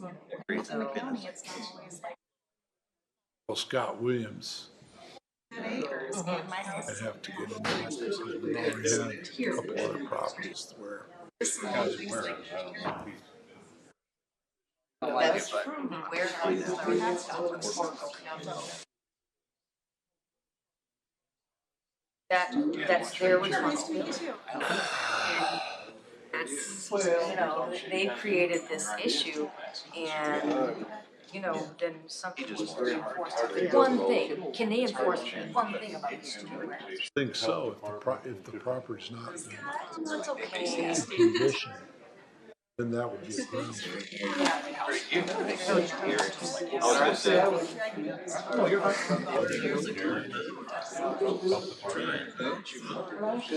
But us too. Oh man. Yeah, we'll figure out how to wait to get in stuff. But at the same time. Sir, how are you? Yeah. Great, you? And you can't park on typical. I almost feel bad. It's also the discretion of the commissioners on stuff like that. You're not like bound to. It can be discretionary, so. If that information. You guys could refer. I think John Milburn could do that. Yeah. I think so. And Mary said she could Oh, take a look at that. actually, that is expired if I'm not mistaken. I'll get out of your way. Yeah. He added to the BZA. I thought, Like 20 minutes ahead on Tuesday. Shoot me an email. is that to renew it or? Okay. I'll get with Caleb because the truck, you're talking about the 3 lots out there together? But Thank you, same it's like, here. if I'm not mistaken, it's one on Good. 700 or whatever. Okay, yes. Because that had expired. And, I remember getting it. oh, okay, well, 7. But they won't let me sit. Yes. I was gonna say, so Okay, there I was did. one that I'll double we check had and get taken back on with to the you. BZA and got an I- approval. yeah, Well, then it they forget about expired. the I didn't down know if BZA was gonna give it to me No, I again. gotta double check. I'm hoping they don't, I mean. Yeah, and I've got a question. He'd probably kick me back. However they want to open that. Oh, yeah? I don't have that schedule in front of me. I think this week, it's a every two week cycle. Do you have a claim schedule? I'll send you a claim schedule. Well, and at least. I don't think anyone checked the QR code for me. Yeah, Okay. yeah. Oh, for the Yeah. 170? Get with Gotcha. Kayla, It should be coming and, out. cause she's here now, so, yeah, cause I think Yeah, the one I had got your expired, email. so.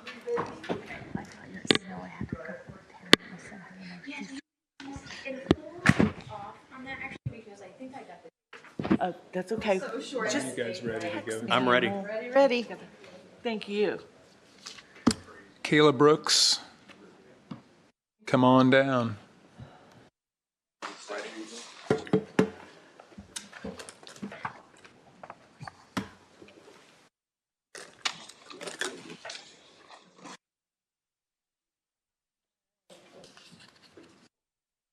How are you doing this morning?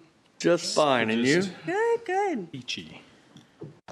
So this morning, we have got an amendment to the zoning ordinance, both to, and actually to the subdivision control ordinance. 2 very, very minor changes, taking out some confusion and also just making it a little bit more easy for my department to direct certain requests we're receiving. So first of all, are you all turned to the right page? And okay. All right, so for the first change would be to Chapter 155 of our Code of Ordinances, which is the subdivision control ordinance. And it would add some text that would basically make it a little bit harder for minor subdivisions to circumvent the major subdivision process if that's what they really need to do. So adding a line that reads, basically, if the subdivision is not planned in conjunction with an adjacent minor subdivision that either already exists or that is proposed so as to have the effect of circumventing the requirements and approvals for a major subdivision. It kind of adds some language in there that clarifies. So this helps to shore up the Helps 10-acre plot sliced into three subdivisions, so to speak. different and kind of times. Going around the spirit of what really was supposed to take place with that to avoid some infrastructure that was needed by the developers. Exactly. And it makes it easier for me at the get-go to say this petition needs to go either to the Plan Commission or it can go to the Plat Committee if it truly is a minor subdivision. Okay. And furthermore, it gives us a little bit of leeway to require a minor subdivision to have a public hearing right off the bat in front of the Plat Committee. So right now, the way the process works is a minor subdivision, so 3 or fewer lots, no public right-of-way going through the subdivision, so no new streets, nothing like that. Simply requires a public notice to be issued after the fact. So it gets put in the newspaper and sent out to property owners after our meeting at Plat Committee where the minor subdivision is approved. And basically for 5 days, the surrounding property owners have the right to appeal it and say, wait a minute, what just happened? Well, we're having more people kind of understand and have concerns about minor subdivisions near their homes ahead of the fact. So more and more we're seeing the need to have a public hearing right off the bat at the approval point rather than after the fact coming back and appealing these minor subdivision choices. So that's what this first segment allows us to do as a department is have a little more leeway in how minor subdivisions are noticed and approved so that the community is more aware of what's happening. Kayla, quick question. So the title of this says an ordinance amending Title 15, Chapters 115, 116 of the Code of Ordinances. But there's no reference to the prior ordinance numbers, meaning are there actual ordinances that should be referenced in this to show that this is amending them? I know you say which titles, you say Title 15, Chapters 155 and 156, but I don't see any reference to any prior ordinances. Yes, so further down, there is reference to the specific section that is being amended. So if you look under Section 1, it refers to Chapter 155.021A6, adding a new subsection, and then so on. Chapter 155.023, Plat Committee Procedure Amendment.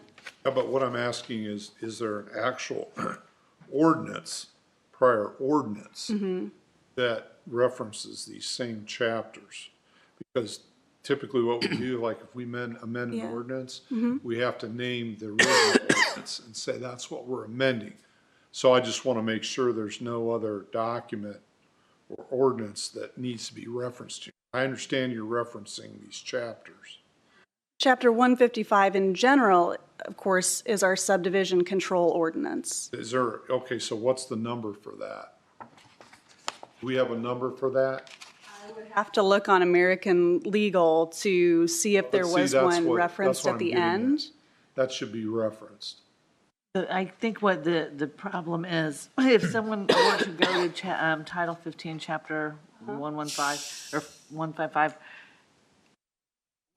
is there an ordinance number that we could direct there? Otherwise, that might be missed. Now, I feel like there's a little bit of a difference with the chapters and the titles, but if there's any ordinance numbers, that would help cross-reference and be able to check so there wouldn't be any gaps in trying to follow the ordinances that are in place.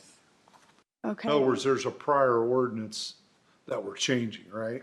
Yeah, the subdivision control ordinance. Okay, and so what I'm getting is what was the number for that? There would have had to have been a number assigned to it, I would assume. So I just think it should be referenced in the document. So everybody's clear that that's what's changing, so that's what I'm trying The to subdivision, it's a new one, isn't it? This is changing the current subdivision control ordinance. get. Yeah, and all we need is, I think, just to add the number, whatever that is. And I think the auditor's office would. Recall what year? Probably 07. That's what needs to be in the document. Okay, so let's see here. If we go back into 155,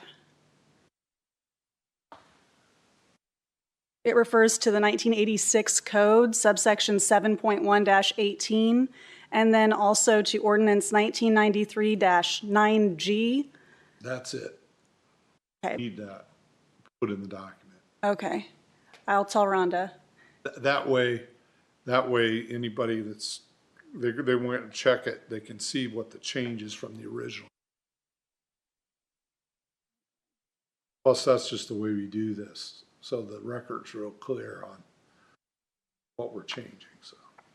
1993. Yep. 1993-9G, which was an update to the 1986 code. Perfect. So just, all you have to do is just change this to add. Okay. All right, we will do that. And then the second portion of this code, which we're likely going to have the same issue with, is to change Chapter 156, which refers to our zoning ordinance. And it changes just a few ways that we regulate accessory structures. So as you guys know, we have a lot of large lots in Hancock County. Right now, the way that our accessory ordinance requirement reads is that it makes the only legal way you can build an accessory structure, like say a pole barn or another garage, detached garage, is to put it behind the face of your house. Anything in front of the face of your house, no matter how far back on your lot your house is considered the front yard. Mm-hmm. So a lot of properties have a nice big, maybe a horse pasture or just a lot of space in front of their homes, and a perfectly acceptable place to put an accessory structure in their front yard as our code determines it. So this has been very popular with our residents, and they've really called for this.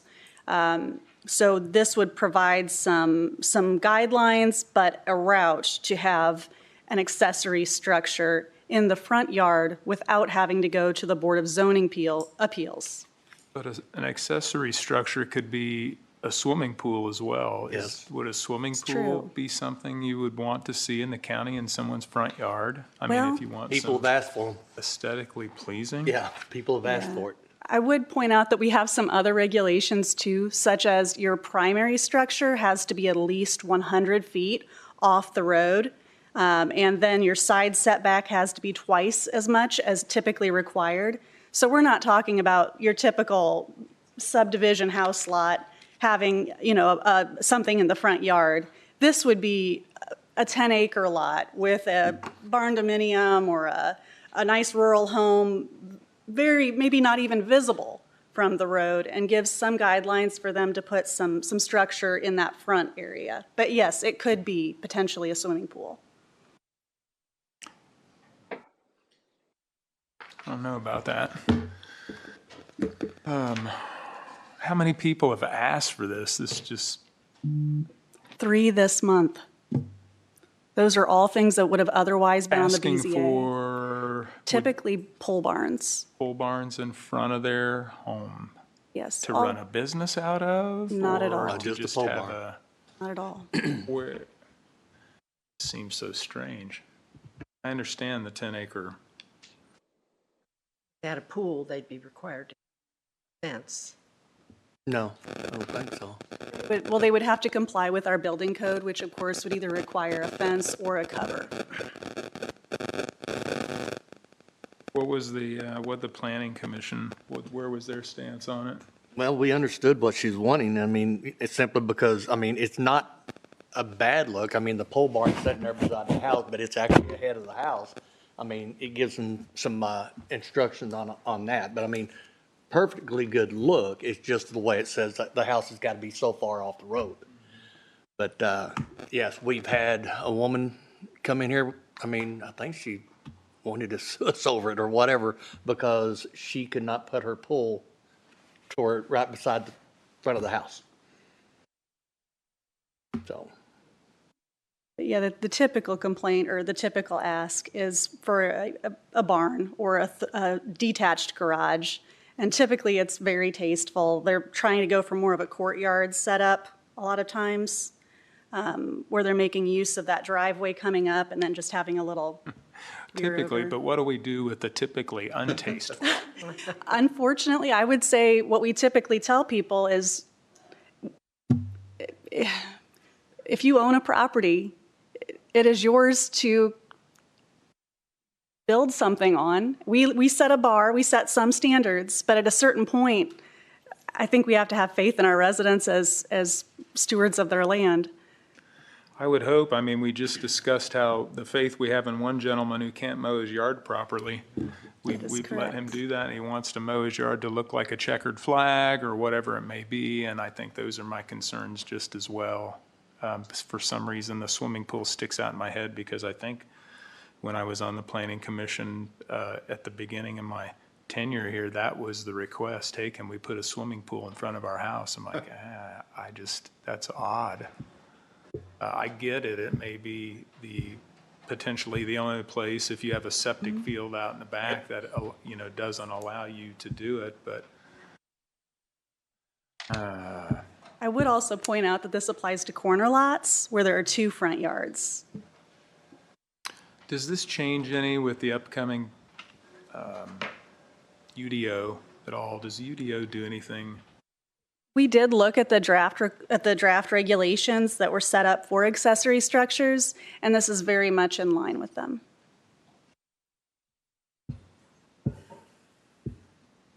Okay, you've answered my questions. So It had, Wouldn't it be better, don't we? Everybody we would voted yes for introduce this today, plus there's gonna be a couple changes to it.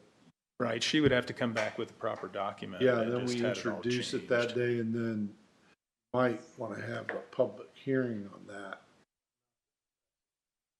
Rather than suspend the rules and approve on the day. Just a thought, yeah. we more or less had an open hearing, didn't we? We had a public hearing for this Yeah. at the Plan Commission. Both Dave Seago and Mike Garriak have spoken out in favor of it.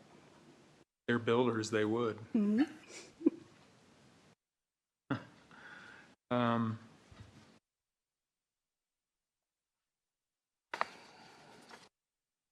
I do too. I think we ought to have a public hearing on it, at least from our point of view.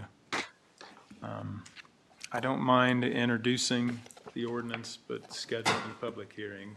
With the understanding that there'll be those changes. I mean, Right. Just add that language on Right. the prior ordinances. All right, will do. So when would you want to have the, Advertise it 10 days before the meeting at least. want the public hearing to be during our meeting? Hey, we can have it during our meeting, so maybe if we can do it by not necessarily June the 3rd, because that's our busy time, but how about the 17th? June 17th?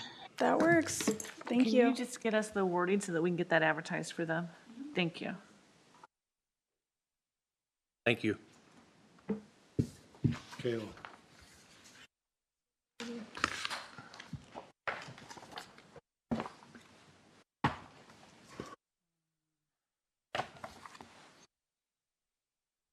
Hey, Bernie. Sarah, can you send a message to Bernie Courtney's or here. Courtney?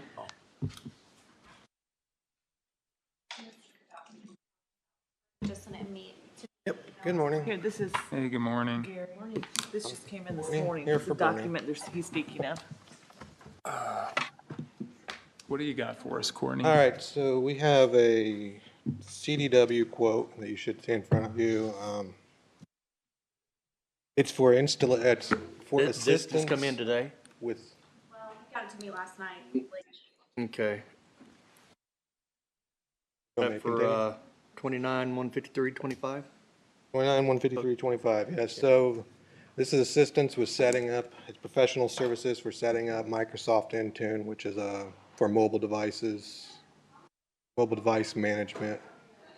It's a project that we've been trying to get completed for a while, and we have a bunch of projects that keep getting in the way, so we need assistance because we have other projects that are waiting on this to get implemented.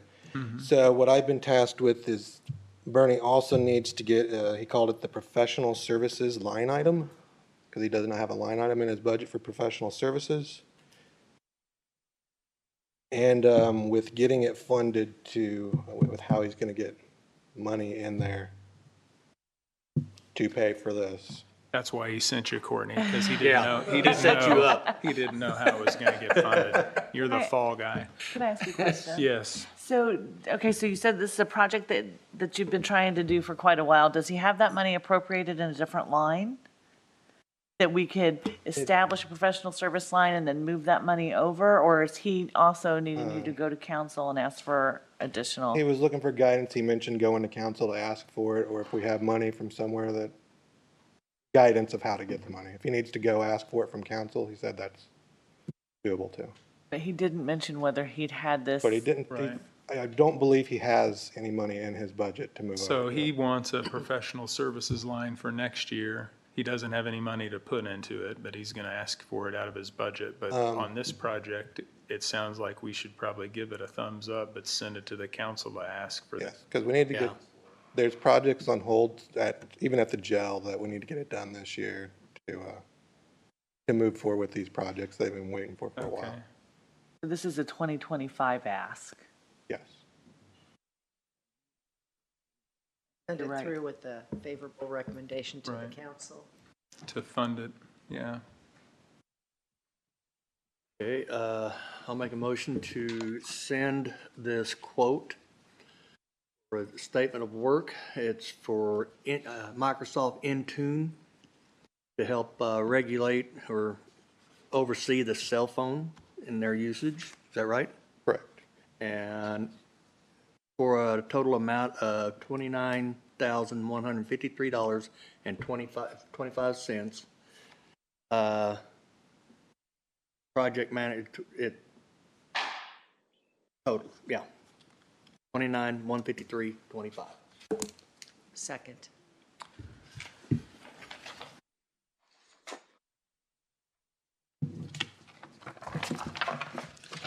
Been moved and seconded that we give a favorable recommendation to our IT department to take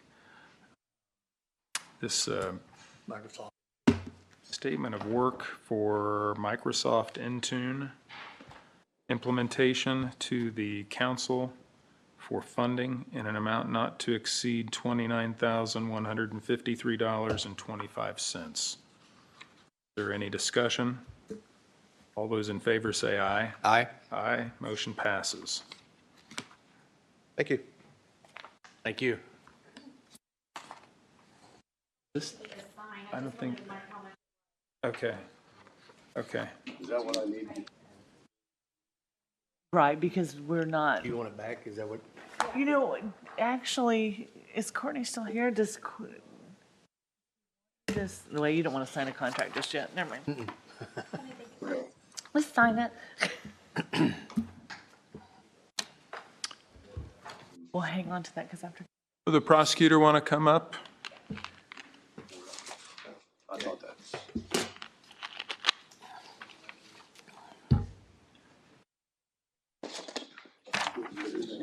Good morning.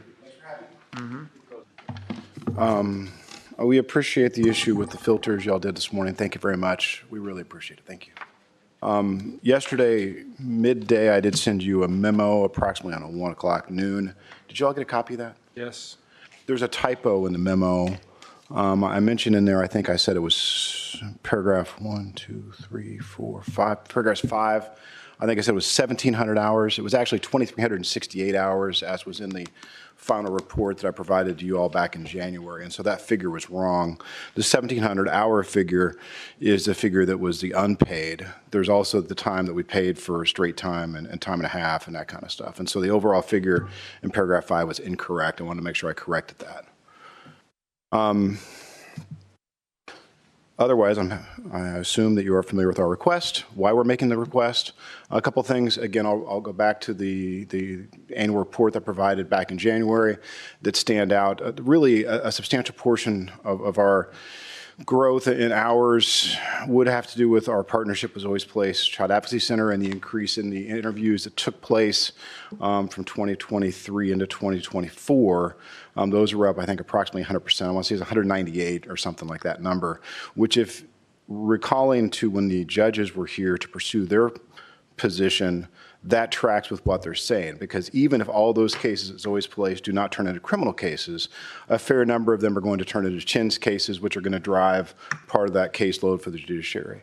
Additionally, we did have, and Josh was here earlier, but we did have some increases administratively with administrative work that the courts and probation are wanting us to handle on the juvenile side of the juvenile cases.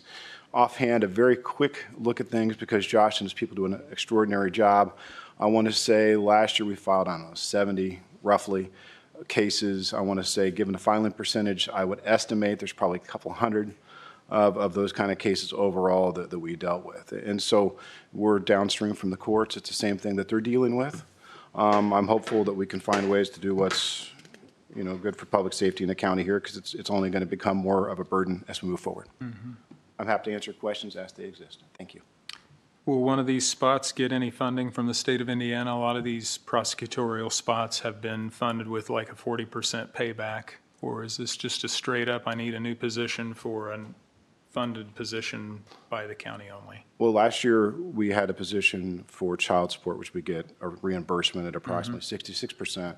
I'm happy to report as a result of that, we're tracking month by month, and we're showing 5 to 10% an increase in our collections on that side of our operations as opposed to last year, which out of $4 million roughly is a pretty fair amount of money. And so that seems to be serving its purpose in a trackable, objective way. To answer your question directly, well, no. The legislature gutted the funding that was in the bill.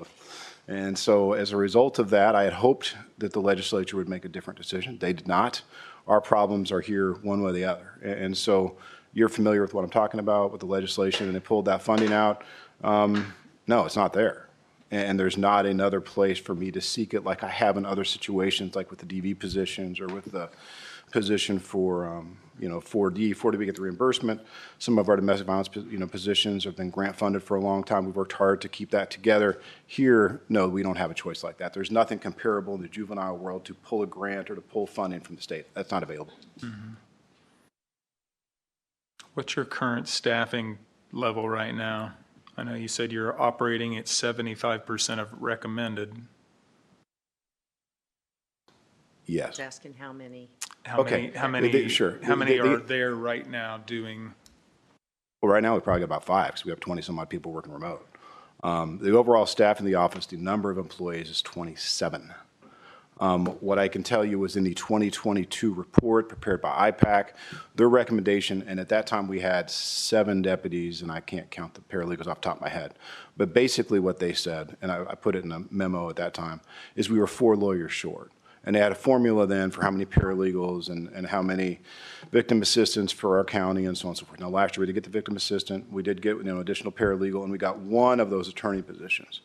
Back in 23, I was hopeful that we could find a way to, kind of come up with something like we did for the sheriff to, over a number of years, bring those things up. I recognize, that asking, okay, I'm not going to ask for 6 positions in a year. That's not viable. It's not fair to you. It's not fair to the county. To answer your question directly, At that time, they said, well, you're 4 short. That was based upon 2022 data. We're in 2025. Between 2022 and now, we've added 1 lawyer position, which then puts us at 3 short there. And then downstream, you need to really run about 1 for paralegals to attorneys, because we're a little bit like upside down there anyway, like we're a little short, like they're stretched pretty thin. Specifically here, I mean, with this position and with this stuff, what you really have is the same problem the judges have, is that our people historically, and this goes back, 30 years, is we've never had like a dedicated juvenile paralegal or a dedicated juvenile attorney. What's really happened is that people that are in those courts, and by those courts I mean Court 1 and Circuit Court, which is most of your major felony litigation, where that litigation takes place, the people that we pay to do that kind of work also will do juvenile cases, because frequently what really happens is those juvenile hearings will be at the end of a docket, and they'll just kind of roll into those kind of near the end. I mean, we were dealing with like, relatively minor things, like, relatively minor, fracases that might break out the schools, or low-level type shoplifting, or like low-level type vandalism, that kind of stuff. It was manageable because the litigation demands there really weren't. We survived that way really for a long period of time. Unfortunately, we've had 2 things happen simultaneously. Is you've had an increase, and I think Zoe's place does a great job, and there's a reason why we're able to keep a lot of people safe, because there's that intervention that comes with it. But it takes a lot of time for those interviews. And then in addition to that, the nature and type of cases that we've begun to see are more serious. Josh and his people do a great job of providing resources and of keeping people connected to those things, but there are some folks that those resources are not going to be effective with, and they're going to have to be waived in adult court, or we're going to have to seek a more punitive measure against them due to the nature of the serious offense.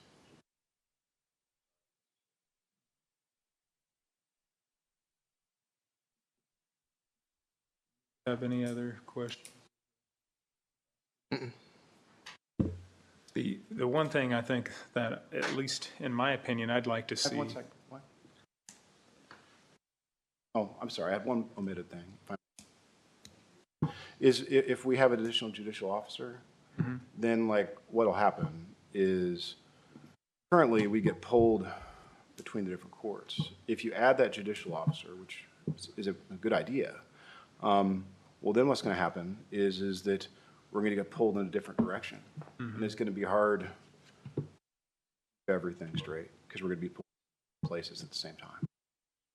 So in my opinion, I would like to see support from your judicial staff, whether it be Judge Davis, Judge Combs, Judge Sirk, Judge Marshall, to say we support this because we see the need for the prosecutor in getting that.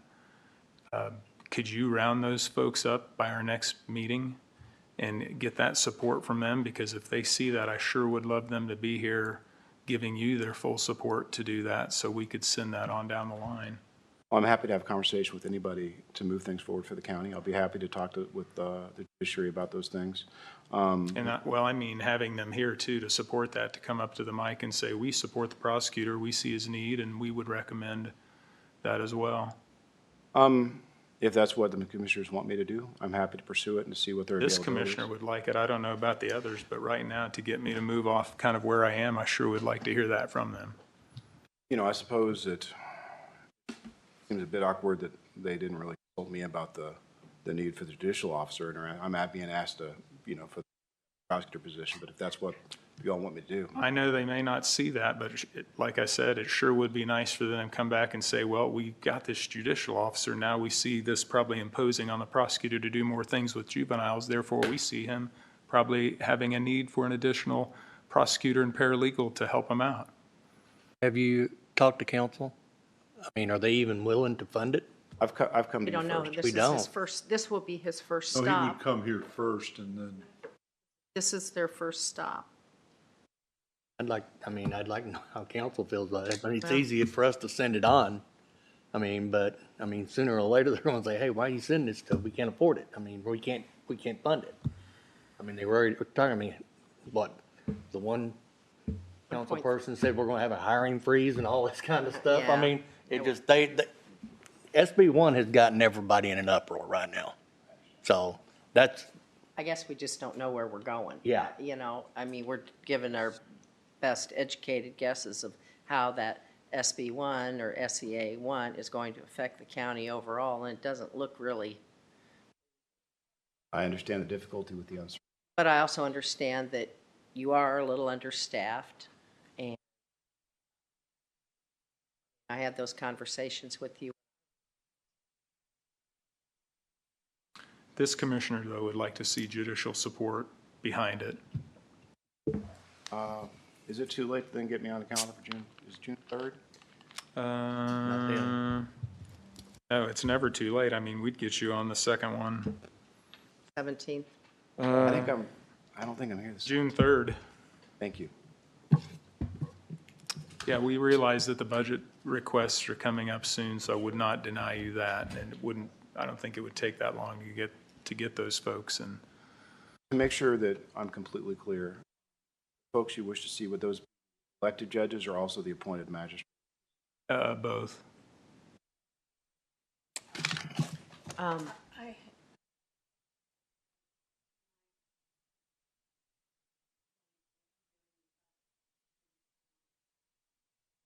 Of June.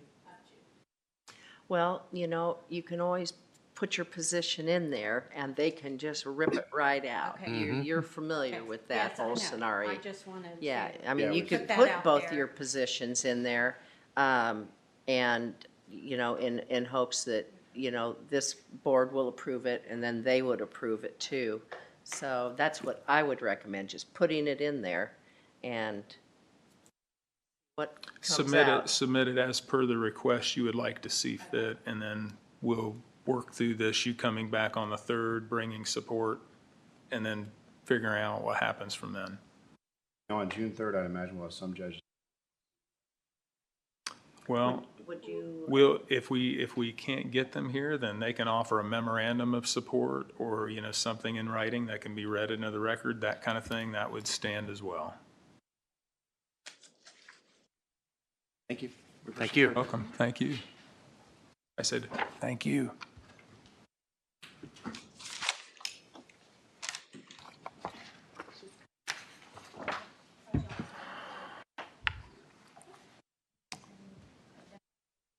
Sheriff Burkhart, you've got some out-of-state travel requests.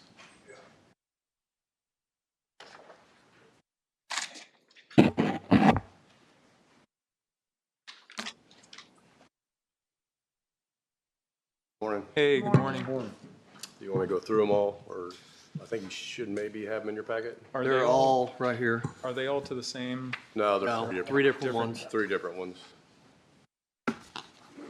Probably ought to do them separate then, eh? Yeah. Number one, we got the performance pistol and performance carbine.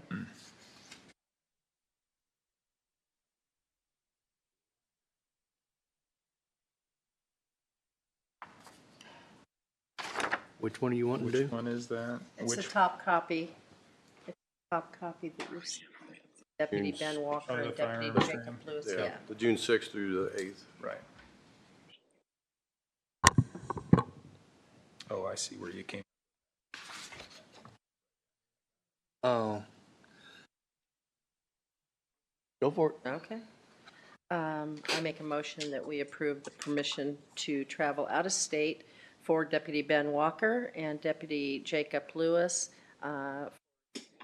travel from the commissary account, transportation, none, airfare, none, per diem rates of $466.40, and that's lodging and then meals at $390, and training is $1,600 for a total amount of $2,596.40.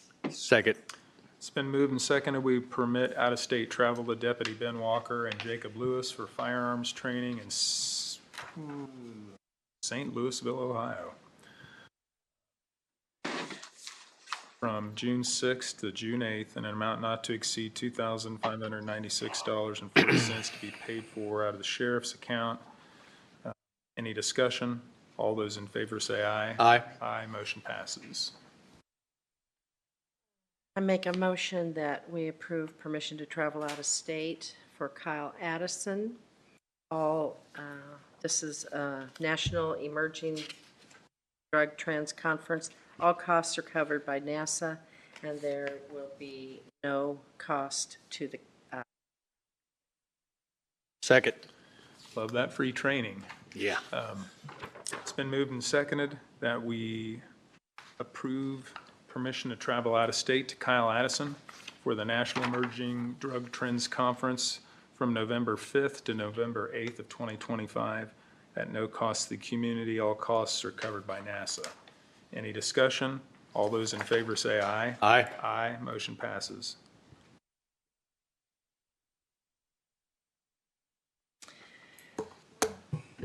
Make a motion to approve out-of-state travel for Jail Commander Bridget Foy, Assistant Jail Commander Nicole Stark, Compliance Officer Emily Lowen,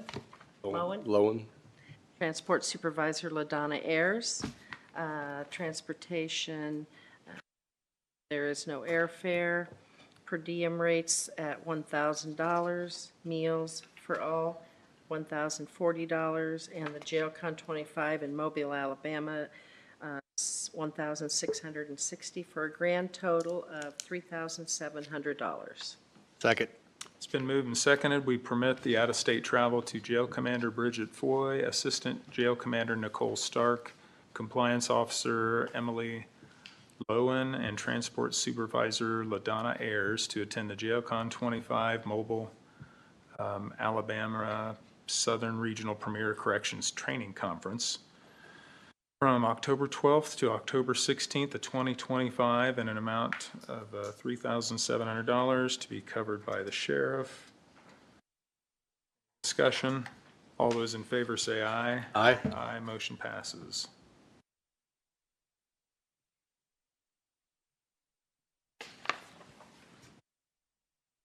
All right. That's okay. Appreciate it. Thanks. Thank you. All right. And I sent a copy of the Garmong Okay. DOT document to Scott. He's going to be reviewing, and I think we got- Mary may have gotten a hold of you to get on, Yeah, she did a calendar for, I think, Thursday. right. Yeah. She had some questions about their document as Yes. well. She left me a voicemail. I just hadn't called her back about it. She kind of had to, yeah, you're right. So, Okay, okay, thank you. yes. Let's do just a quick thing. Approve. the Make a claims motion and to approve payroll. claims and payroll. Second. It's been moved and seconded. We approve claims and payroll as presented. Any discussion? All those in favor say aye. Aye. Aye, motion passes. And then just do the highway bonds. Get those out of Find the them way. first. I make a motion that we approve Crim and Sons, Inc., a maintenance bond in the amount of $22,725, bond number 397502C. Bond date was 9 December of '24, and the expiration is 9 December of '27. Rockfield Estates, Section 1, for asphalt binder. Second. It's been moved and seconded. We accept the bond from Floyd Crim and Sons Incorporated. It's a maintenance bond in an amount of $22,725. The bond number is 397502C as in Charles. And that is for Rockfield Estates Section 1 asphalt binder. Any discussion? All those in favor say aye. Aye. Aye. Motion passes. We do not have to sign the accepting one. Right on the accepted. I make a motion that we approve Specialties Company LLC maintenance bond. The amount of bond would be $12,751.21. That bond number is 30235147. Bond date was 25 November of 2024, and the bond expiration is 25 November 2027. Rockfield Estates, Section 1 for cement stabilization. Second. It's been moved and seconded. We accept the bond from Specialties Company LLC. It's a maintenance bond in the amount of $12,751.25. Bond number is 302-35147, bless you, for Rockfield Estates Section 1 cement stabilization. Any discussion? All those in favor say aye. Aye. Aye. Motion passes. Make a motion that we accepting bonds for Carnes, Inc. Type of bond is a maintenance bond. The bond amount is $9,541. The bond number is 2633217. The bond date was 6 November 2024, and the expiration of that bond is 6 November 2027. This is for Rockfield Estates, Section 1, concrete curbs. Second. It's been moved and seconded. We accept the maintenance bond from Carnes Incorporated in an amount of $9,541. The bond number is 2633217 for Rockfield Estates Section 1 concrete curbs. Any discussion? All those in favor say aye. Aye. Aye. Motion passes. Deb, is your auditor's business a long one, or is it, okay, we'll wait then. Amy Burmeister.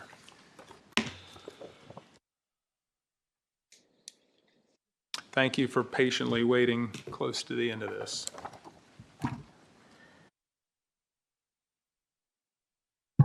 We've got, these are just materials, not project specific, specific that on other projects that we've done in the past. So it's basically a resume for both Partnership for Affordable Housing and also House Investments.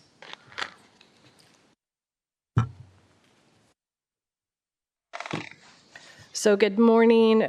We appreciate you getting us on your schedule so quickly. Appreciate your time. My name is Amy Burmeister. I'm the Executive Director for Partnership for Affordable Housing. Rob Drury is with me. He represents House Investments, and they are our development consultant. Today we're asking the commissioners to consider a partnership through which we could bring some much needed rental housing to Hancock County. The average rental rates, I'm sure you guys know these statistics, but the average rental rates for two-bedroom apartment within the county are nearing $1,300, and the occupancy remains in the 90 percentile range, so very high. In 2024, as you know, the median home price was nearly $320,000. These rental and mortgage rates make housing almost unattainable for a large swath of the working class. And this working class includes postal workers, hospital employees, many teachers, also county employees and retail workers. Another big group that's really underserved in terms of rental housing is the 18 to 24-year-olds. They're either going to school and working part-time, or they're entering the job market for the first time. Some of you may have one of these in your basement right now, these 18 to 24-year-olds. But it's important to keep these young people in the communities, spending money, starting families, going to school and patronizing the businesses. So Hancock County owns a parcel of ground, approximately 40 acres at 4869 East US 40. A Partnership for Affordable Housing would like to build roughly 50 units on a portion of the site. We don't have a topo, haven't done a survey or anything like that, so I know there's a ditch or culvert on that ground at some point, but so we have a couple of hurdles. Timing is one, and Rob can speak to that in a second if you need some more details, but we would obviously want, we have some urgency in terms of zoning. Rob, do you just want to talk about the timing on our submission to the state for funding? Timing for submission is these funding rounds happen every summer, so in July, at the end of July. Intent would be to get all this done if we get the go-ahead, get some zone, spending money for third-party reports, et cetera, the application. Find out in the fourth quarter of 2025 funding, and then we would construction in the third or fourth. What's your time? I mean, I guess what's your time limit? I mean, today I think we, as the commissioners, would like to listen to what you have, to say, to be able to take that and under advisement and discuss that. But what is soon? I mean, So the July 27th date, we would need to submit, if we submit, we would need to submit a letter saying we're at least in the process, going down the zoning path. It does not have to be rezoned by that time. Okay. It would need to be rezoned by September 30th, Yes, by the end of which is 30 days before they would make the awards. It's not zoned. And on the zoning front, we did not a deep dive, but looked at your current comp plan, and it looks like CN, CC, and CR would all be compatible zoning options. They allow, it's commercial, but they allow for multifamily. So, and in addition for that entire parcel, you likely want to have commercial on US 40 at some point, so that would leave that option open to you. And in the master plan, this is in.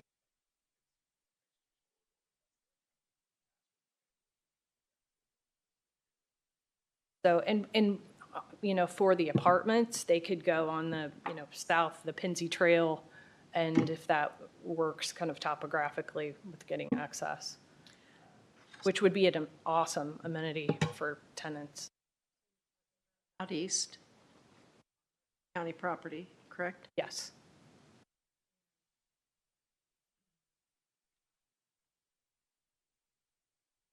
How big are these apartments? We have now a model of 1, 2, and 3 bedrooms. I don't know if we have unit sizes. They're roughly mapped anywhere out. from 7.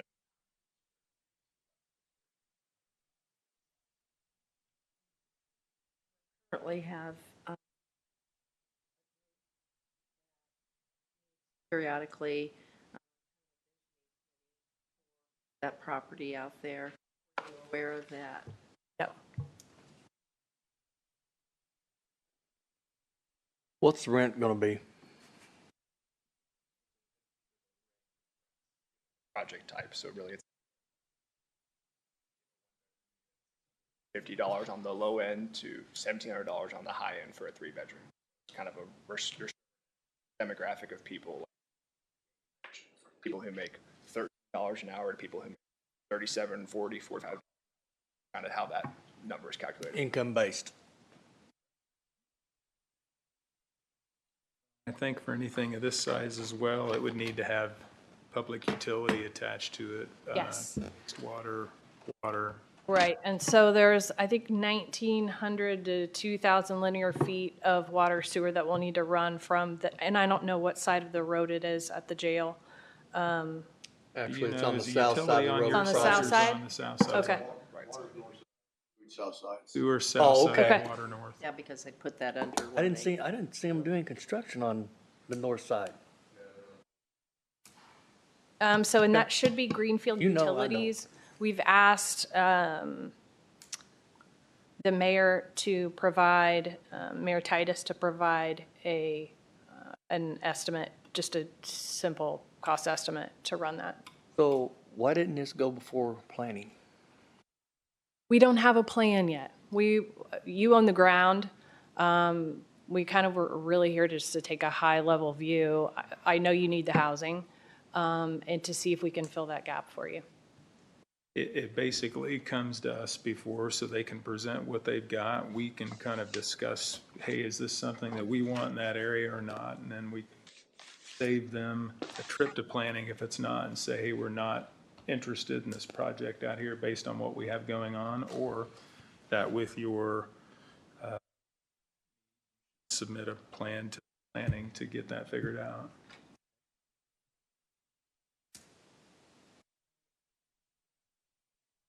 We met some time ago at the sheriff's office. This is a different program, correct? This is still Partnership for Affordable Housing, yes. Well, we didn't mean to dig into the questions like right away. Go That's ahead okay. and continue No, on with really, your- that's it. We had planned on lots of questions, so we're all ears. And I know we had met, gosh, it's been like a couple years ago in the sheriff's meeting I think that room was with a that group same of people, meeting, and I you think had Janine was kinda there as brought well. this as Right. well. Yeah. So how many units would it be potentially? 50. 50.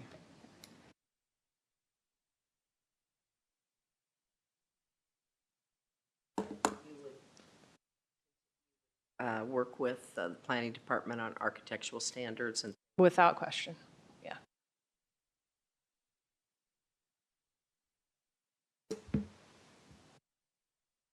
So I think, the context around affordable housing is different. Just, it's those groups of people that I mentioned to you, and these are retail workers. Literally half of your county employees would qualify, and a lot of your teachers, and I know you guys want to keep it. So that's really what we're trying to do. And we provided some photos of our other projects so you can see they look like someplace that you would want your child to live in. But you would take anybody that come to your door. It doesn't necessarily have to be a teacher, county worker, whatever. As long as they fall within that income range that Rob, no, we can't give That's what I mean. preference to You keep teachers. referencing our associates here, but at the same time, I'm going to tell you right up front, I'm not for it. I think that we're becoming a welfare county. That's all there is to it. And I think sometimes it attracts the wrong element.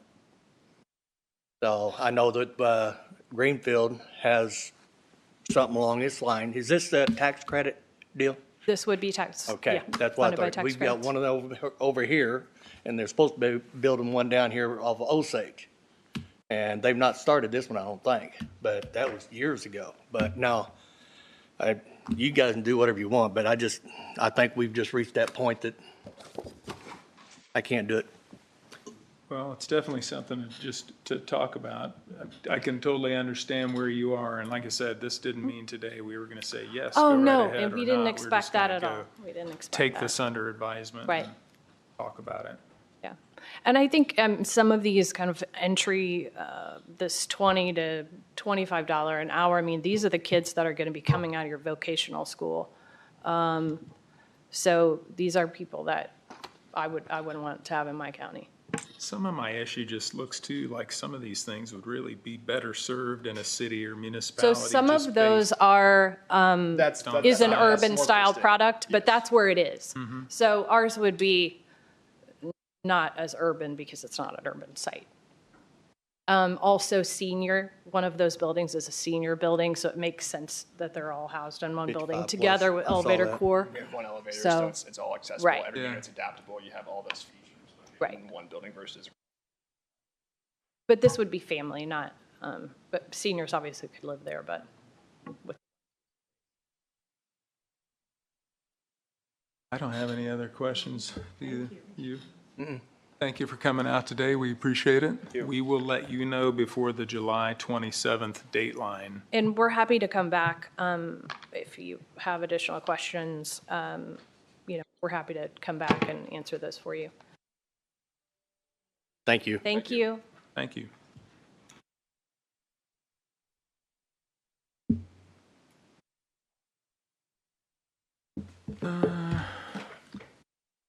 The facility management software, I never did see John Milburn down here, so is that off or? I think so. And he keeps moving it back. I don't think they keep telling him they're. Well, he sent another question, I think, out to our group that we were going to try to get answered, where he wanted to be able to look at some things on his department computer and get authorization potentially to do that. And I wanted to hear more about that. So if he's not here, then we'll move that on down the line and I think we sent you the copy of it too, Scott, just to take a look at the interesting request about looking into potential Medicaid fraud through GIS, other things. Which So I think is something office already. Is that The correct, state Deborah? usually does that. We work with them on their requests. So it may be something that you guys just team up with John about. If he can offer more insight through GIS and your person doing that, then I would say, hey, to have him show that person or offer that information up. But I'm not sure if I would say, John, on your off-duty time, unless it's your off-duty and you're not doing this on any kind of department thing, to go ahead and look into that. Just food for thought there. Auditor business. Gosh. Okay.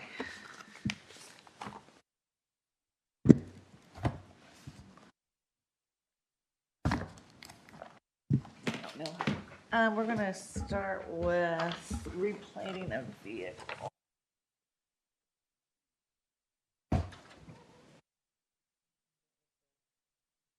Who took this one over? The sheriff gave that to the Vehicle that went to the coroner's coroner's office. I couldn't remember who the person was. What do we need a motion to approve? The new No, but I'm plate? gonna need you to get a signature on that. Just put a signature on it? I Okay. think we already approved that, didn't we? We approved it going to them, so I mean, Yeah, just we had to clean some stuff up. They thought they were gonna have the sheriff's plate, but. No, I would like a sheriff's plate. Then we have it's request number 6 for Amplify. We're gonna go ahead and need your signatures. Disbursement there. okay. Make a motion to approve request number 6 for Amplify in the amount of $15,645.20. I think that's it, as presented. Second. It's been moved and seconded. We approve the affidavit for construction fund disbursement request number 6 in an amount not to exceed $15,645.20. Any discussion? All those in favor say aye. Aye. Aye, motion passes. Give it to her, I don't care. That's okay. I just didn't want to toss them at you. So we've got 2 sets of bills for litigation. So this is, I don't know, about 1,500 or 10,500. This is 10. Offhand, I can't remember the total number, so I wouldn't want you to quote that. But we need to know where you would like us to pay for that. I think that we might need to. We had a legal line, but we need to put money in our legal line and Yes, ask you're gonna need for- an additional appropriation, Yes. or we might need to do some budget transfers, but those are in now, and I just wanted to make sure you're aware of those and you see those. Yeah, now we're not gonna pay the one Binky and Crawford. We're gonna hold that one to pay I this thought other he one. worked for free. Sometimes.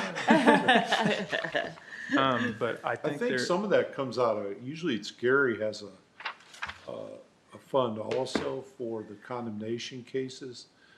Most of that bill, I think, is, so really it'd be like a case by case. yeah, usually Cindy Carver, I don't know if he has, I'd ask Gary.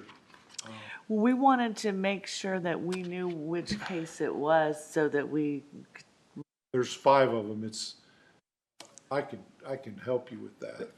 They do, there are quite a few that say condemnation. Yeah, There's- just the ones that say condemnation. Usually Gary has that budgeted. Now, there's a small claims case in there. now, well, and I apologize because I did not see the condemnation on there. I would have known where to pay those from, but I was thinking there was couple different things that going on. You can bring them back to me. Commissioner's business? So they all have the little condemnation. They're out to the side, Hancock County condemnation. I just saw this and that. Well, I'm gonna show you one here that I kind of want to.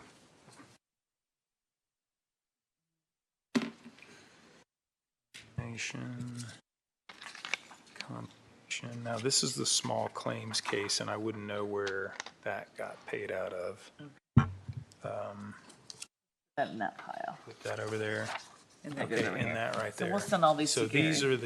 these are the 2 that I don't know, other than our legal fund services that we would pay those out of. And I'm not sure how are monetarily in those I funds. don't think We probably with spent them. that and the other, we're not gonna, Right. I'm gonna need some additional. So do we These approve, all are- do we approve those see potentially it. with, do we approve those? If you could approve Or- us to find the money to pay those, that would be, Okay.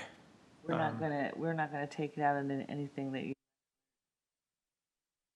need to move forward, and we can go ahead and And at your next budget meeting, you could ask for an additional for that line if need be. So I would make a motion to approve the auditor to look into the a payment of 2 legal bills that we have, and potentially the ask of an additional appropriation from council into a line to fund these. Second. Second. It's been moved and seconded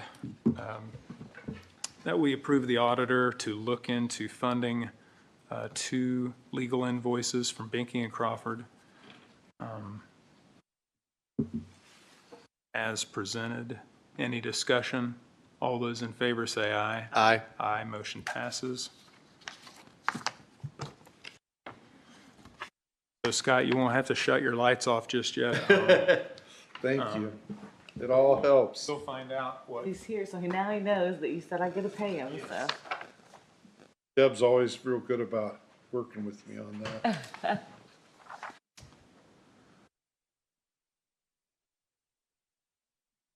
Okay.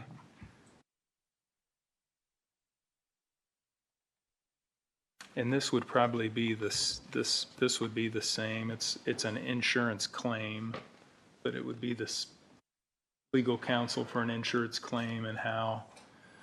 So the same motion for the auditor. That would be perfect. I'll make for a me. motion for the auditor to look into the payment of invoice number 910264. It's a legal invoice in an amount not to exceed $10,164. Second. Been moved and seconded that we approve the auditor to look into the funding of a legal invoice. That invoice is 910264 in an amount not to exceed $10,164. Any discussion? All those in favor say aye. Aye. Aye. Motion passes. Perfect. Thank you. I think you're gonna get that.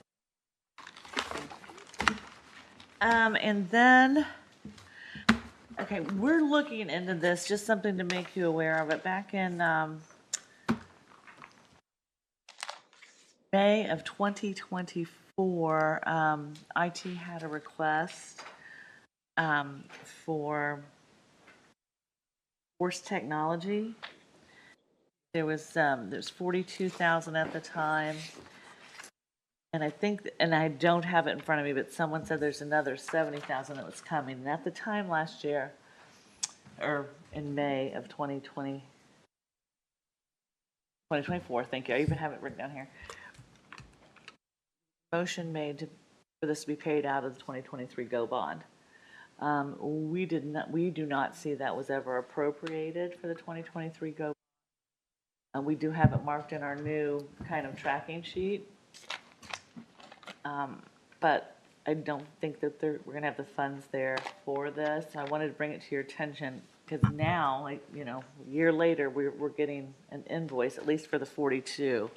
So we haven't got anything for the 70 yet. This is with Bernie in the IT department. So I just wanted to make you aware that we've got a pretty hefty invoice coming through that we'll need to figure out a place to pay it from. Okay. Okay. And then fun stuff. I'm going to let you take a look at that. The chairs, your replacement of your chairs. Oh, yes. They did come down on that quote. So that's. And you told us you would look into what fund we could pay that out. You do have like a miscellaneous fund, but I really haven't looked at it. I'm sorry. Okay. I just think Is that got our sidetracked. miscellaneous fund one where we could? There's Mary's also. still here. The chair fund. Did we look at that? I don't remember asking you. Well, I take it. There's also a other council money, and since it benefits the council as well, and it's chairs for all, maybe it could come out of that. $10,000, I think, is that line. Yeah, I don't think Mary No is opposed to that, but we can certainly make sure to make a note and ask her for that. Okay. So we couldn't find any chairs made in the United States? We had to ship them? Well, Commissioner, we brought chairs in for you to decide upon. I don't know where they were made from. Well, there's a tariff charge here. Okay. So it wasn't here, okay? Well, Well, that's why you get to look at it before you make a decision on your chairs.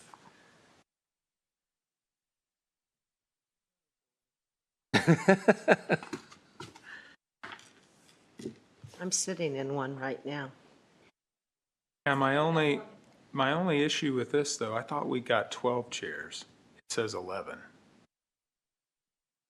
We had, We did that. We did say 12. they need to go back, Maybe that's why the quote went down. but we still need the other chair.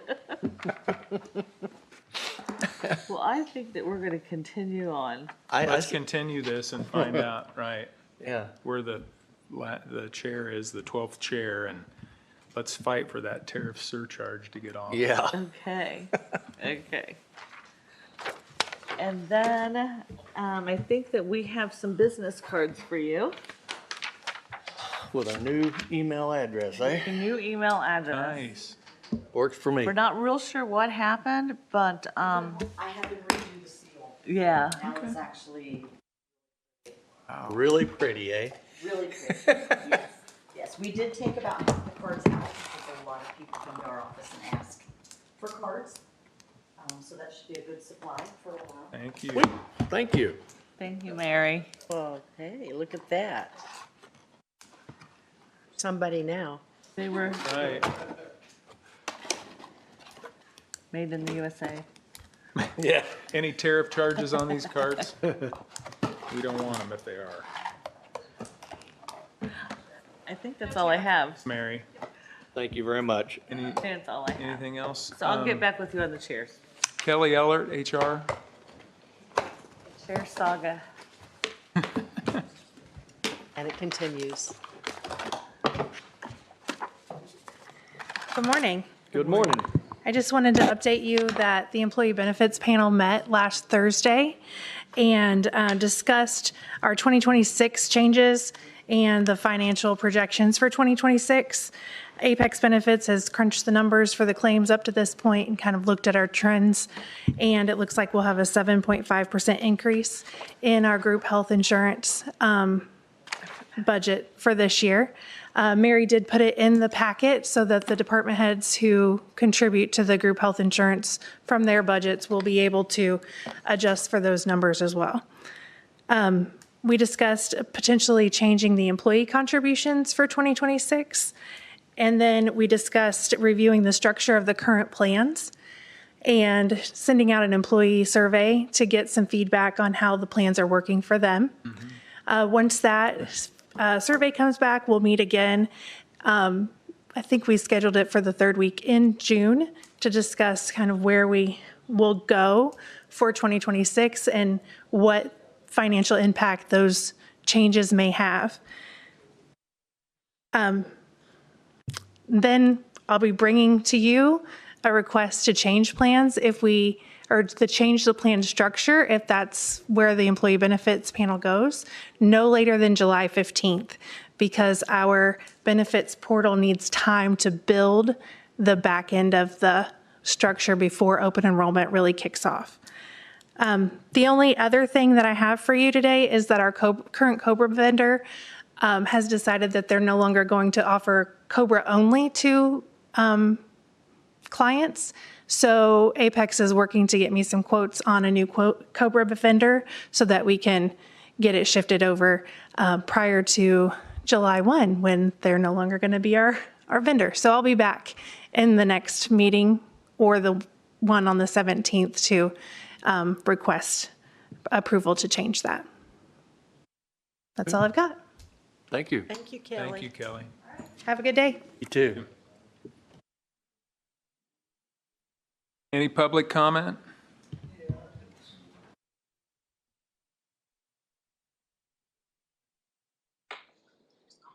In your discussion about building something out there at the county farm, apartments and that kind of stuff, clicked my memory. Back when the jail was being built and the lines were being run, they believe Greenfield said they had enough water pressure to adequately supply the jail if memory serves me correctly, they said in the future they may have to build a water tower to boost that pressure. Now, I know they're building one out here at Franklin and all that, but I just want to heads you up on that. That if you're going to build something out there, you might want to talk to Greenfield about the water pressure. Right, it's a ways out, that's for sure. Yeah, but anyway, I just want to head you No, up. because, and even in the jail, when the new jail came on, I think they had to add 3 additional devices on the inside to give that whole facility better water pressure Right. itself, so I that's wish, noted. I wish we had the water pressure in Billings, Montana.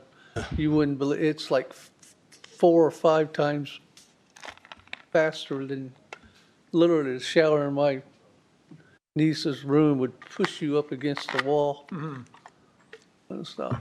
Okay, talk to you later. All right, thank you. Any other public comment? Good morning. Morning. My name's Kathy Cooper. I live in New Palestine. My husband and I have lived in Hancock County for 37 years.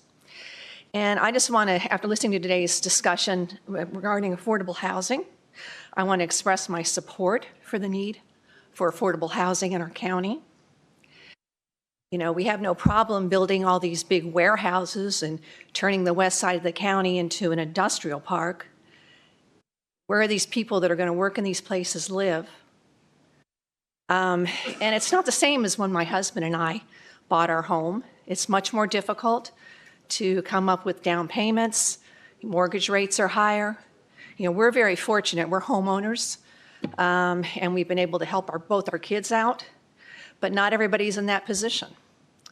And, you know, our professions growing up, I was a nurse, or not growing up, through my working life, I was a nurse, and my husband worked in retail. So we didn't come from professions that were, you know, highly paid compared to others. And nowadays, those same type of people with those professions have difficulty finding affordable places to live.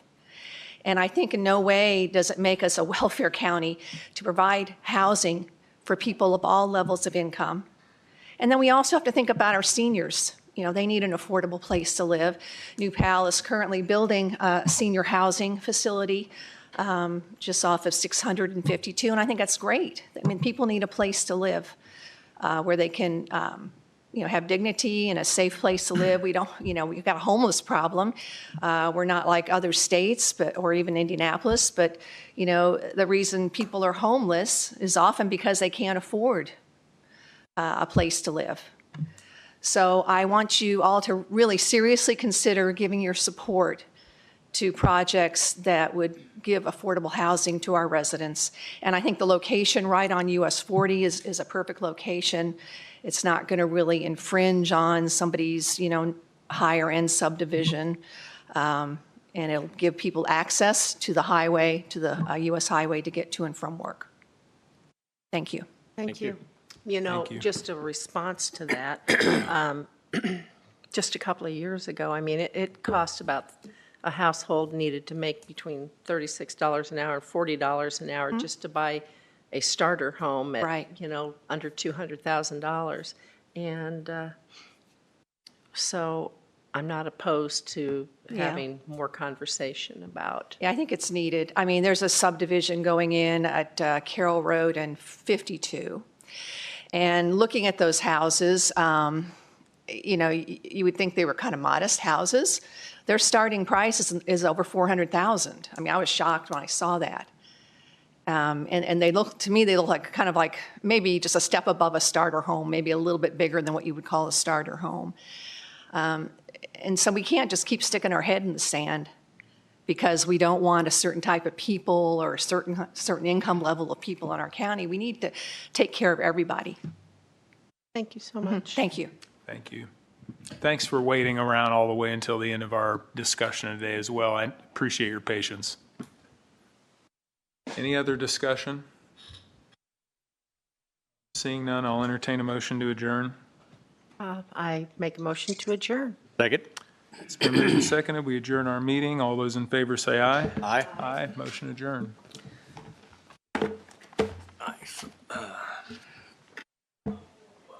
Like one of my business cards? May I have one of each of them, please? And did we sign the claims already? Yep. I think we're all signed up there. Hey, Scott, I did have one thing for you. I sent, and I think I might have already said this, so I told the, I sent the Garmong